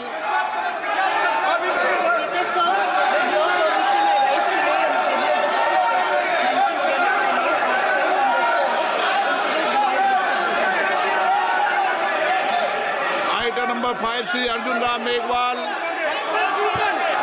माननीय अध्यक्ष, कर्नाटक के मुख्यमंत्री स्पीकर साहब, with your permission, I want to make a statement regarding government business for the week. Karnataka के मुख्यमंत्री का करोड़ रुपए का घोटाले में नाम आता वाल्मीकि स्कैम में। माननीय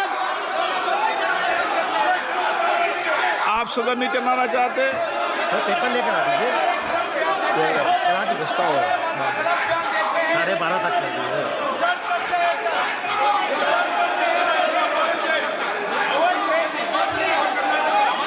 सभा की कार्रवाई आज 12:30 बजे तक के लिए स्थगित की जाती है।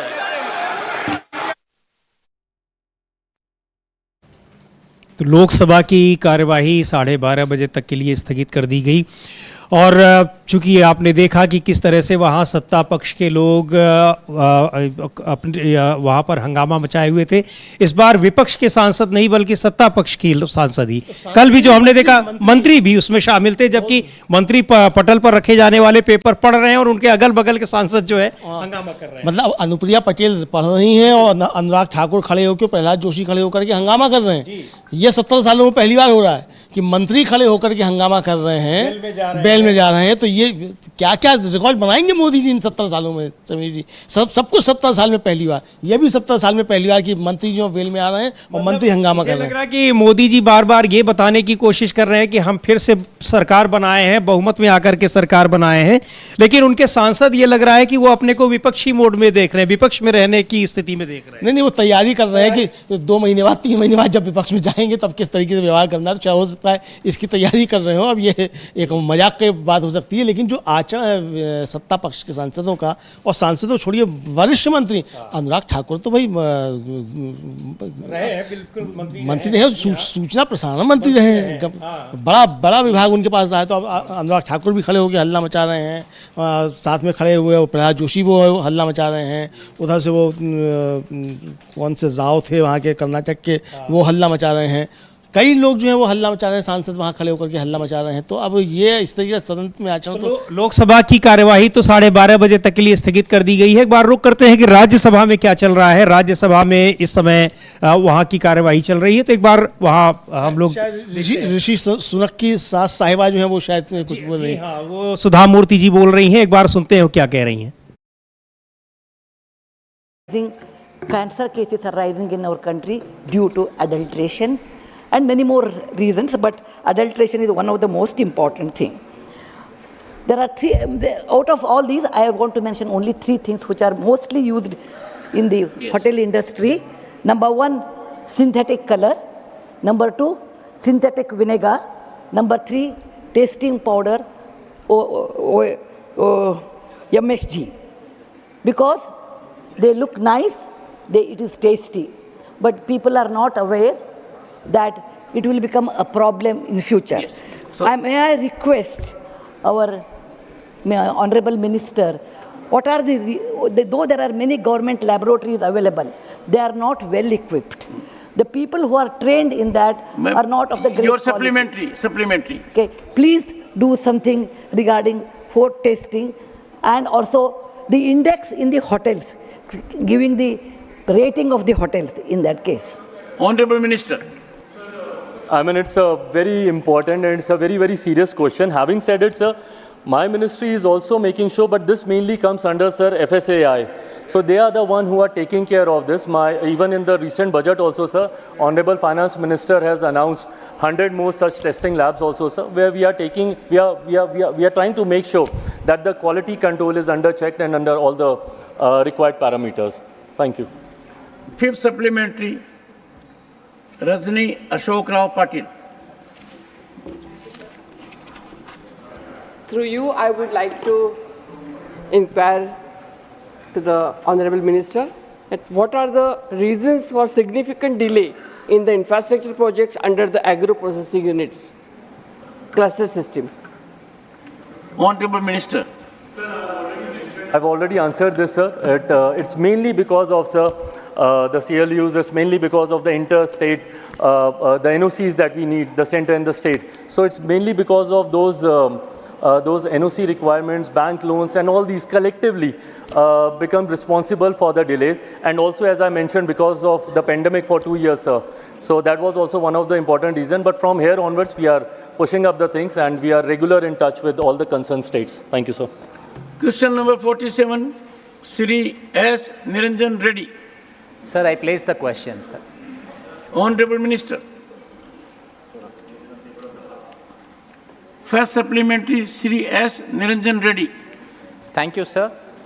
Sir, my question to the ministry is due to the ever-increasing threat of cyber-security-related issues. Does the ministry propose to have the National Cyber Security Coordinator NCSC, NCCC and I4C closely coordinate with industry-leading private sector stakeholders in strengthening the cyber security environment?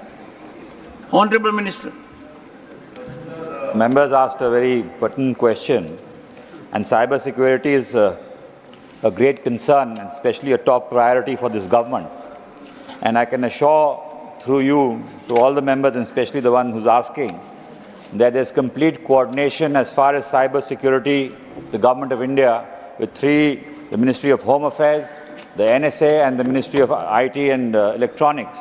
And this coordination, we have a series of measures apart from the policy that is in place, that in the past 10 years, the government has come up with various initiatives to ensure that we are well equipped as far as our cyber security is concerned. We have taken enough steps to protect the data of our citizens, and we are also, since it's a global challenge, we completely are aware of that and are in complete coordination with all our friendly countries. But this cyber security is an issue which concerns all of us, and the nature of it is such that it is anonymous and is also transcends boundaries. And we have taken steps with regard to having the main body that deals with cyber security, the CERT, and under which we have this National Cyber Coordination Center, which has a budget outlay of 770 crores, which primarily tracks traffic and sees that wherever there is a threat perception, we go in for preventive measures, and also if there is a attack, post that, how to course correct, all those measures in place, and all institutions. तो लोकसभा की कार्यवाही तो 12:30 बजे तक के लिए स्थगित कर दी गई है, लेकिन राज्यसभा में अभी प्रश्नकाल चल रहा है। शायद 12:30 बजे तक प्रश्नकाल चलना है वहाँ। जी हाँ, शायद 12:30 बजे तक चलेगा। और वहाँ सवाल पूछे जा रहे हैं। अभी सुधा मूर्ति कुछ सवाल पूछ रही थी, किसी होटल से संबंधित था। अब जो दूसरे से कोई पूछ रहे हैं सवाल। तो अभी 12:30 बजे तक वहाँ पे प्रश्नकाल की कार्यवाही चलेगी। इस बीच 12:30 बजे उत्तर प्रदेश के मुख्यमंत्री अखिलेश यादव की एक महत्वपूर्ण प्रेस कॉन्फ्रेंस है, उन्होंने आहूत की है, बुलाया है, उस पर कुछ खास मुद्दों पर बातचीत करने के लिए, ऐसा कहा गया है। इस बीच में संसद में जो बजट को लेकर के चर्चा होनी है, उसको लेकर के सबकी निगाहें हैं कि दोबारा जब लोकसभा अभी बैठेगी उसके बाद किस तरह से कार्यवाही आगे चलेगी। सत्ता पक्ष के सांसदों ने जिस तरह से हंगामा किया और उसकी वजह से कार्यवाही को स्थगित करनी पड़ी, ये अपने आप में बड़ा महत्वपूर्ण है। और विपक्षी सांसदों के पास भी अपने मुद्दे हैं। बजट को लेकर के जो एक भेदभाव के आरोप लग रहे हैं वो है ही, स्पीकर को लेकर के जिस तरह से आरोप लग रहे हैं वो भी अपने में है। इसके अलावा ये नीति आयोग की बैठक का जिस तरह से गैर एनडीए शासित राज्य बहिष्कार कर रहे हैं, वहाँ के मुख्यमंत्री बहिष्कार कर रहे हैं, ये सारे मुद्दे जो है इसको लेकर के पार्लियामेंट में चर्चा होगी। और मुझे लगता है कि ये अभी और गहमा गहमी जो है वो लोकसभा में दिखाई पड़ेगी। समीर जी, हो सकता है 12:30 बजे जब कार्रवाई शुरू उसके बाद फिर ये बवाल हो, चूँकि कल निशिकांत दुबे ने जिन शब्दों का प्रयोग किया था अपने भाषण में, उसको लेकर के कल्याण बनर्जी ने सवाल उठाया। हालांकि उन्होंने कहा स्पीकर ने कि जो सदन के बाहर वक्तव्य दिया उसके लिए यहाँ बात नहीं हो सकती। उनका सदन के बाहर नहीं है, सदन के अंदर दिया, और जिस व्यक्ति ने वक्तव्य दिया अगर सदन के बाहर भी दिया तो वो यहाँ मौजूद है। यानी वो अपना बचाव करने के लिए मौजूद है। आपका ये है कि जो अपना बचाव करने के लिए मौजूद नहीं है उसके बारे में बात नहीं की जा सकती। तो यहाँ आप बात कर रहे हैं। इसी तरीके से राहुल गांधी अगर बाहर कुछ बोल देते हैं, कैम्ब्रिज में अगर कुछ बोल आए थे तो उसके बारे में तो आप चर्चा करते थे यहाँ सदन में। तब तो आप नहीं कहते थे कि वो तो बाहर दिया हुआ वक्तव्य है। तो यहाँ तो वो खुद व्यक्ति मौजूद है। मुझे लगता है इसको लेकर फिर शायद हंगामा हो सकता है बाद में। और वो निशिकांत दुबे ने संसद के भीतर भी कहा था, चूंकि राज्य सरकार के ऊपर आरोप लगाए थे कि वहाँ उनकी वजह से वहाँ पर हिंदुओं की आबादी लगातार कम होती जा रही है, और कुछ जगहों को मिलाकर के उन्होंने कहा था कि यूनियन टेरिटरी बनाई जाए इसको, वहाँ पश्चिम बंगाल से और झारखंड के कुछ इलाकों को अलग करके। जी, यही सवाल उन्होंने किया था, और उसमें साफ साफ कहा था कि बंगाल से पुलिस आ जाती है, ममता बनर्जी की पुलिस आ जाती है, इस तरह के कुछ शब्दों का इस्तेमाल किया था। वो ममता बनर्जी का उन्होंने उल्लेख भी किया था, मुख्यमंत्री का। तो इसको लेकर के आपत्ति दर्ज कराई है तृणमूल कांग्रेस के सांसदों ने, और उनका ये कहना है कि चूंकि उनकी बात कही गई इसलिए उस मुद्दे पर वो चर्चा करना चाहते हैं, उस बात को उठाना चाहते हैं, क्योंकि एमपी ने उस व्यक्ति की बात उसके नाम का उल्लेख किया है जो यहाँ मौजूद नहीं है, सदन का सदस्य नहीं है। जबकि ऐसे सदस्यों की बात उठाने के लिए कई बार लोकसभा के स्पीकर ने विपक्षी सदस्यों को फटकार लगाई है और उनको चेतावनी दी है कि उस व्यक्ति का उल्लेख नहीं होना चाहिए जो इस सदन का सदस्य नहीं है। तो बहुत सारे मुद्दे हैं कि जब बजट पर चर्चा के दौरान तीसरा दिन है बजट पर चर्चा का, और विपक्षी सांसद जो हैं उनके पास अपने मुद्दे हैं, आरोप लगा रहे हैं कि बजट में जो केवल 2 राज्यों को खास तवज्जो दी गई है, बिहार और आंध्र प्रदेश को, जहां की राज्य सरकारों को चलाने वाली पार्टियों की बदौलत केंद्र सरकार टिकी हुई है, इसलिए आरोप लग रहे हैं कि वो कुर्सी बचाओ सरकार है। इन तमाम आरोपों के बीच जो बजट में बिहार और आंध्र प्रदेश के अलावा किसी दूसरे राज्य के लिए कोई धन का आवंटन नहीं किया है, ये विपक्ष का आरोप है, उसको लेकर के वो सरकार पर हमलावर हैं। इसके अलावा और कुछ क्या अपडेट्स हैं आपके पास?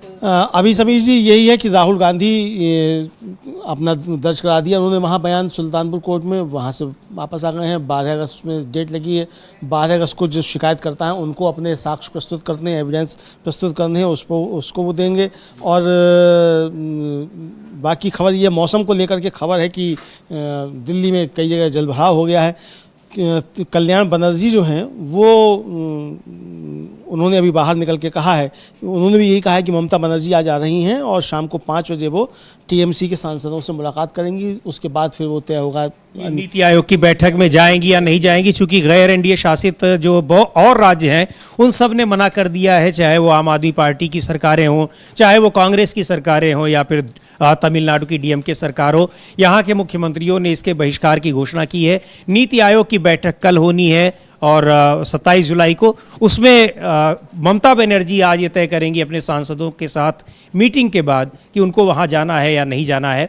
और नज़र रहेगी जो 12:30 बजे अखिलेश यादव की प्रेस कॉन्फ्रेंस है, इसलिए काफ़ी महत्वपूर्ण है कि वहाँ भारतीय जनता पार्टी के भीतर जो उथल पुथल मची है वहाँ पे सीएम और डिप्टी सीएम के बीच में, वो काफ़ी उसको लेकर के अब वो मामला आगे बढ़ता जा रहा है। हाँ, एक और खबर आ रही है समीर जी, एक याचिका दाखिल की गई थी दिल्ली हाई कोर्ट में और उसमें कहा गया था कि जो केंद्र सरकार का नोटिफिकेशन है 25 जून को संविधान हत्या दिवस मनाने का, इसको लेकर के उसको चैलेंज किया गया था, उसको दिल्ली हाई कोर्ट ने डिसमिस कर दिया, उसको मतलब खारिज कर दिया है और ये कहा है कि नोटिफिकेशन जो है वो संविधान के ऊपर किसी तरीके का हमला नहीं है और संविधान के प्रति कोई डिसरेस्पेक्ट यानी उसके प्रति असम्मान नहीं दर्शाता है। तो ये याचिका दिल्ली हाई कोर्ट ने खारिज कर दी है, ये अभी ये खबर है। बाकी अखिलेश यादव की प्रेस कॉन्फ्रेंस की सूचना आई है, अब वो देखते हैं कि किस मसले पर प्रेस कॉन्फ्रेंस है, होती है नहीं होती है, चूँकि वो आज शुक्रवार का दिन भी है तो अभी थोड़ी देर में सूचना मिल जाएगी कि वो क्या उसका प्रोग्राम है प्रेस कॉन्फ्रेंस का। प्रेस कॉन्फ्रेंस का तो खैर है ही 12:30 बजे का, मेन देखने वाली बात है कि वो किस मुद्दे पर कर रहे हैं और क्या वो राजनीतिक मुद्दा है या बजट को लेकर के है। और मुझे जो पूरी उम्मीद है, चूंकि अखिलेश यादव का बयान बीजेपी के भीतर जो उथल पुथल चल रही है उसके बीच में वो कई बार ये कह चुके हैं, आधिकारिक रूप से उन्होंने ट्वीट करके कहा था कि मानसून ऑफर चल रहा है, 100 विधायक लाओ और मुख्यमंत्री बन जाओ। तो उसको लेकर के केशव प्रसाद मौर्य ने तल्ख टिप्पणी की थी, लेकिन केशव प्रसाद मौर्य जिस तरह उनकी जो गतिविधियां पिछले लोकसभा चुनाव बीजेपी के बाद से परिणाम के बाद जो दिखाई पड़ रही हैं, उससे साफ जाहिर हो रहा है कि बिल्कुल योगी आदित्यनाथ के खिलाफ वो बगावत के मूड में खड़े हैं। देखिए, इधर जो अखिलेश यादव का जो आज प्रेस कॉन्फ्रेंस हो सकता है कि वो किसी और मसले पे हो या हम लोग कयास लगा रहे हो या क्या है, वो तो 12:30 बजे जब उनकी प्रेस कॉन्फ्रेंस होगी तब मालूम पड़ेगा। लेकिन अखिलेश यादव सक्रिय बहुत ज़्यादा हैं इस समय, और जितना सक्रिय राहुल गांधी दिखाई पड़ रहे हैं उनका साथ देते हुए अखिलेश यादव भी दिखाई पड़ रहे हैं। यानी यूपी के 2 लड़के जो हैं समीर जी, वो देश की राजनीति में इस समय गदर मचाए हुए हैं, अगर आप देसी भाषा में कहें तो। दोनों लड़के जो हैं ये यूपी के, उन्होंने प्रधानमंत्री की इस मतलब कहा जाए कि अवस्था में जब बुढ़ापा है उनका, तो उनकी जो है वो नींद खराब की हुई है प्रधानमंत्री की। जो एक सरकार वो चला रहे हैं अल्पमत की सरकार, वैसे ही वो सहयोगी दलों के दबाव में है, उस पर ये विपक्षी जो गठबंधन है और ख़ास तौर से समाजवादी पार्टी और कांग्रेस पार्टी का, और उसमें भी ये अखिलेश यादव और राहुल गांधी जिसका आप जिक्र कर रहे हैं, तो निश्चित तौर पर ये दबाव उनके ऊपर काफ़ी भारी पड़ रहा है। उनको बार बार ये बताना पड़ता है कि वो तीसरी बार सत्ता में आए हैं, उन्होंने बहुमत के साथ सरकार बनाई है, तो सरकार में जो भी रहता है बहुमत के साथ ही रहता है। अगर उसके पास बहुमत नहीं रहता है तो सरकार से फिर वो हट जाता है, उसको हटना पड़ता है। यद्यपि कल किरण रिजिजू ने एक बात कही थी कि ये जीत करके आए हैं और ऐसा नहीं है कि अपने आप बैठ गए हैं। तो अपने आप कोई भी नहीं बैठ जाता है, सरकार में जो भी आता है उसका तरीका है, उसके पास अगर लोकसभा में बहुमत होता है तभी वो सरकार में आता है। पर इस बात के बहाने प्रधानमंत्री जी हमेशा इस बात को नज़रअंदाज करने की कोशिश करते हैं कि हम 303 से 240 सीटों पर आए हैं।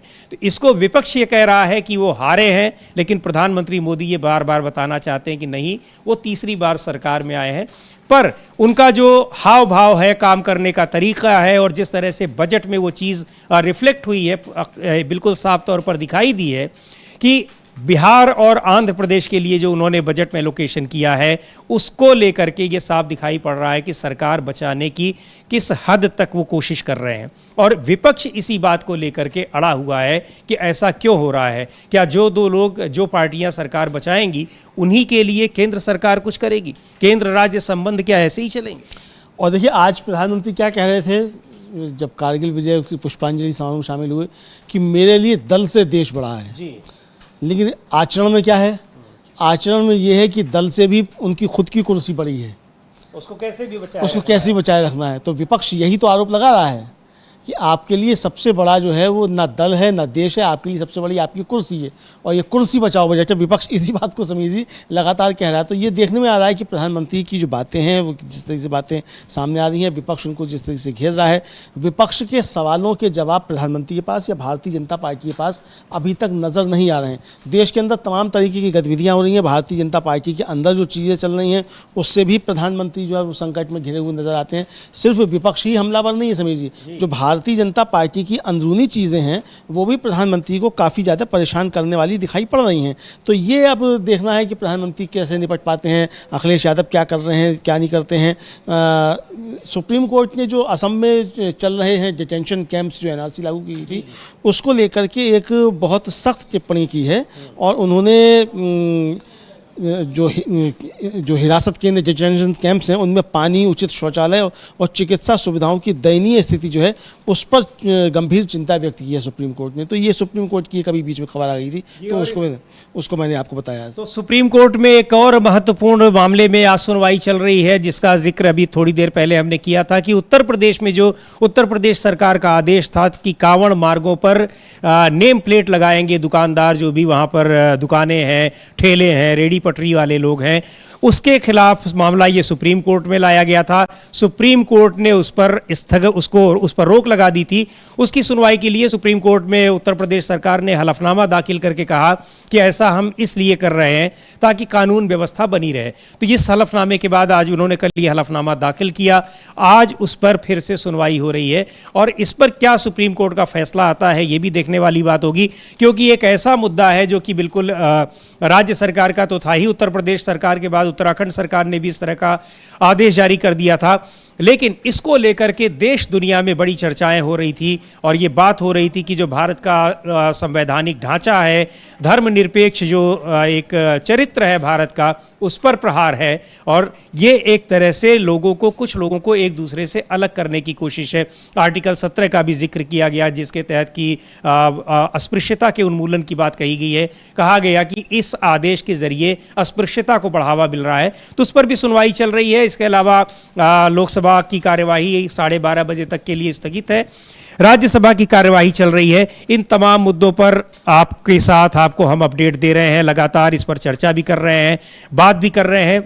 लेकिन जो संसद भवन के भीतर जो चीज़ चल रही है, जिस तरह से आक्षेप लग रहे हैं स्पीकर के ऊपर, खास तौर से लोकसभा अध्यक्ष के ऊपर, कि भेदभाव किया जा रहा है विपक्षी सदस्यों के साथ और सत्ता पक्ष के सांसदों को जो है वो रियायत दी जा रही है, उनकी जो अनुशासनहीनता है उस पर ध्यान नहीं दिया जाता है, इसको लेकर के इस लोकसभा अध्यक्ष के पद की गरिमा पर एक काफ़ी इसको आघात माना जा रहा है।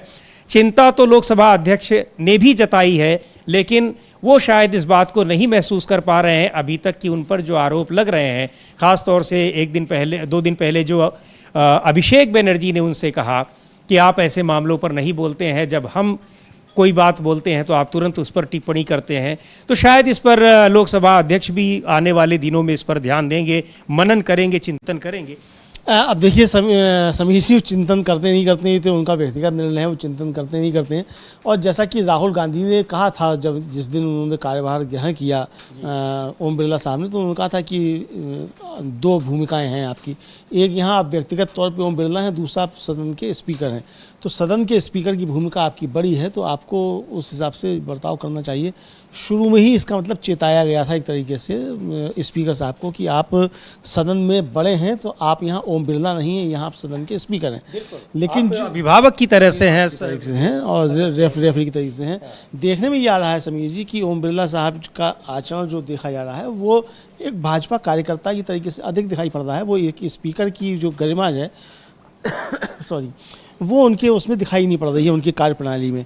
और इसको लेकर के लगातार सवाल उठ रहे हैं। आज भी जिस तरीके से हंगामा हुआ निशिकांत दुबे के बयान को लेकर, और उसके बाद फिर उन्होंने उसको सुनने से इनकार कर दिया। उसी के बाद तो सदन को स्थगित करना पड़ा। फिर बंगाल के सांसद काफ़ी हंगामा करने लगे, इंडिया गठबंधन के सांसद, और उधर सदन में शुरू हो गया साथ में हंगामा फिर सत्ता पक्ष के सांसदों का। अब मंत्री ही उनकी बोल रही हैं और अपनी बात रख रही हैं, उनके सांसद खड़े होकर के कर रहे हैं, पूर्व मंत्री और मंत्री सब जो है उसमें खड़े होकर हल्ला मचा रहे हैं। कार्यवाही आधे घंटे रोकनी स्थगित करनी पड़ी है। तो ये सारी चीज़ें जिस तरह से हुई, तो ये उनका जो देखिए जो उनको बोलने का मौका दे दिया गया। आपने कर्नाटक का मसला अब यहाँ उठाने की क्या आवश्यकता है लोकसभा के अंदर? राज्यसभा में भी इसको लेकर के हंगामा हुआ था समीर जी। राज्यसभा में भी एक बीजेपी के सदस्य ने उसको मामला उठाया, जबकि वो सूचीबद्ध नहीं था। उसको लेकर के विपक्ष ने आरोप लगाया कि जब ये मामला सूचीबद्ध नहीं है तो इनको कैसे अनुमति दे दी गई उठाने की, और आप यहाँ LOP को उठाने की, कोई मसला उठाने की अनुमति नहीं देते हैं। वही विपक्ष का आरोप है। अभी जब कल गौरव गोगोई ने दिया था नोटिस स्थगन प्रस्ताव के लिए कि जो रेल दुर्घटनाएं हो रही हैं कितना ज़रूरी मैटर है, उस पर भी अनुमति नहीं दी। सीमाओं की बात को लेकर के मनीष तिवारी 2 दिन से दे रहे हैं। और सेंसस को लेकर के कितना गंभीर मसला है, उसको भी लेकर के आपने कोई अनुमति नहीं दी, उस पर आप कोई चर्चा नहीं करेंगे आप। तो ये इन सारे मसलों को लेकर जो चल रहा है समीर जी, तो इस पर जाहिर सी बात है कि स्पीकर के ऊपर सवाल उठेंगे। अब ये स्पीकर के ऊपर निर्भर करता है कि वो इन सारे मसलों को सुनते हैं नहीं सुनते हैं, किस तरीके से बताने की कोशिश करते हैं कि वो निष्पक्ष हैं। लगातार सवाल तो समीर जी उठ रहे हैं, और हालांकि दोनों स्पीकर जो हैं वो ये बार बार कहने की कोशिश करते हैं कि आप आसंदी के ऊपर जो है लोग सवाल उठा देते हैं। तो आपका अगर आसंदी के अनुरूप आचरण होगा तो लोग सवाल क्यों उठाएंगे? तो आसंदी की एक तरीके से कहा जाए सम्मान बना के रखना, आसंदी पे बैठा व्यक्ति जो है उसकी जिम्मेदारी ज़्यादा है। उसके बाद अगर कोई उसका बेहुरमती करता है, उसकी बेइज्जती करता है आसंदी की, तब फिर उसके खिलाफ बातचीत की जाती है। लेकिन यदि आपका आचरण ही उस आसंदी पे बैठे हुए व्यक्ति का आचरण संविधान के अनुरूप नहीं होगा, और जो कुर्सी जिस पे बैठा है उसके अनुरूप अगर नहीं होगा, तो सवाल तो उठेंगे। जी बिल्कुल, और अब लगातार उठ रहे हैं। और पिछले 2 दिन में और जिस तरह से हमने देखा कि अभिषेक बनर्जी के साथ खासतौर पर उसकी बड़ी चर्चा रही सोशल मीडिया पर, वो पूरा मामला अभी भी छाया हुआ है कि जिस तरह से उन्होंने सीधे तौर पर यह कहा कि आप हमको तो टोक देते हैं, लेकिन इससे भी ज़्यादा पुरानी बातें सत्ता पक्ष के लोग करते रहते हैं, मंत्री करते रहते हैं, उनको आप कुछ नहीं कहते हैं। इसको लेकर के ओम बिरला का कोई बयान तो नहीं आया, लेकिन उसके बाद उन्होंने बड़ी पीड़ा के साथ इस बात को दर्ज कराई कि स्पीकर की कुर्सी का सम्मान, उसकी गरिमा का ध्यान आप लोगों को रखना होगा। जैसा कि अभी अमलेंदु जी कह रहे थे कि अगर ये सवाल उठ रहे हैं तो जाहिर तौर पर उस पर स्पीकर को भी और सभापति को, राज्यसभा के सभापति को भी ये देखना होगा कि आखिर ये आरोप, ये आक्षेप उनके ऊपर लग क्यों रहे हैं। और अगर उससे बचेंगे तो जाहिर तौर पर ये इस पद की गरिमा वास्तव में बहुत महत्वपूर्ण है। आपको बता चुके हैं हम पहले भी कि यहाँ पर सदन में प्रवेश करते समय और सदन से बाहर निकलते समय अभिवादन करके सदस्य निकलते हैं। वास्तव में बहुत ऊंचा स्थान है संविधान में भी और सदन के भीतर जो कुछ भी गतिविधि होती है उसकी पूरी तरह से जिम्मेदारी, और वो उसी हिसाब से चलेगी, गवर्न होगी जैसा कि स्पीकर चाहेंगे। तो ये बड़ी महत्वपूर्ण जिम्मेदारी होती है। लेकिन आप जहाँ पे तमाम राजनीतिक दलों के लोग हैं, उनके सबके बीच जो समन्वय बनाए रखना है, समन्वय स्थापित करना है, सबको मौका देना है और सभी को अनुशासनहीनता के समय टोकना है, इन सब के बीच जब समन्वय बना रहेगा तो जाहिर सी बात है कि उस पद की गरिमा का महत्व सदस्य खुद ही बनाए रखेंगे। और अक्सर हमने देखा है कि बनाए रखते हैं।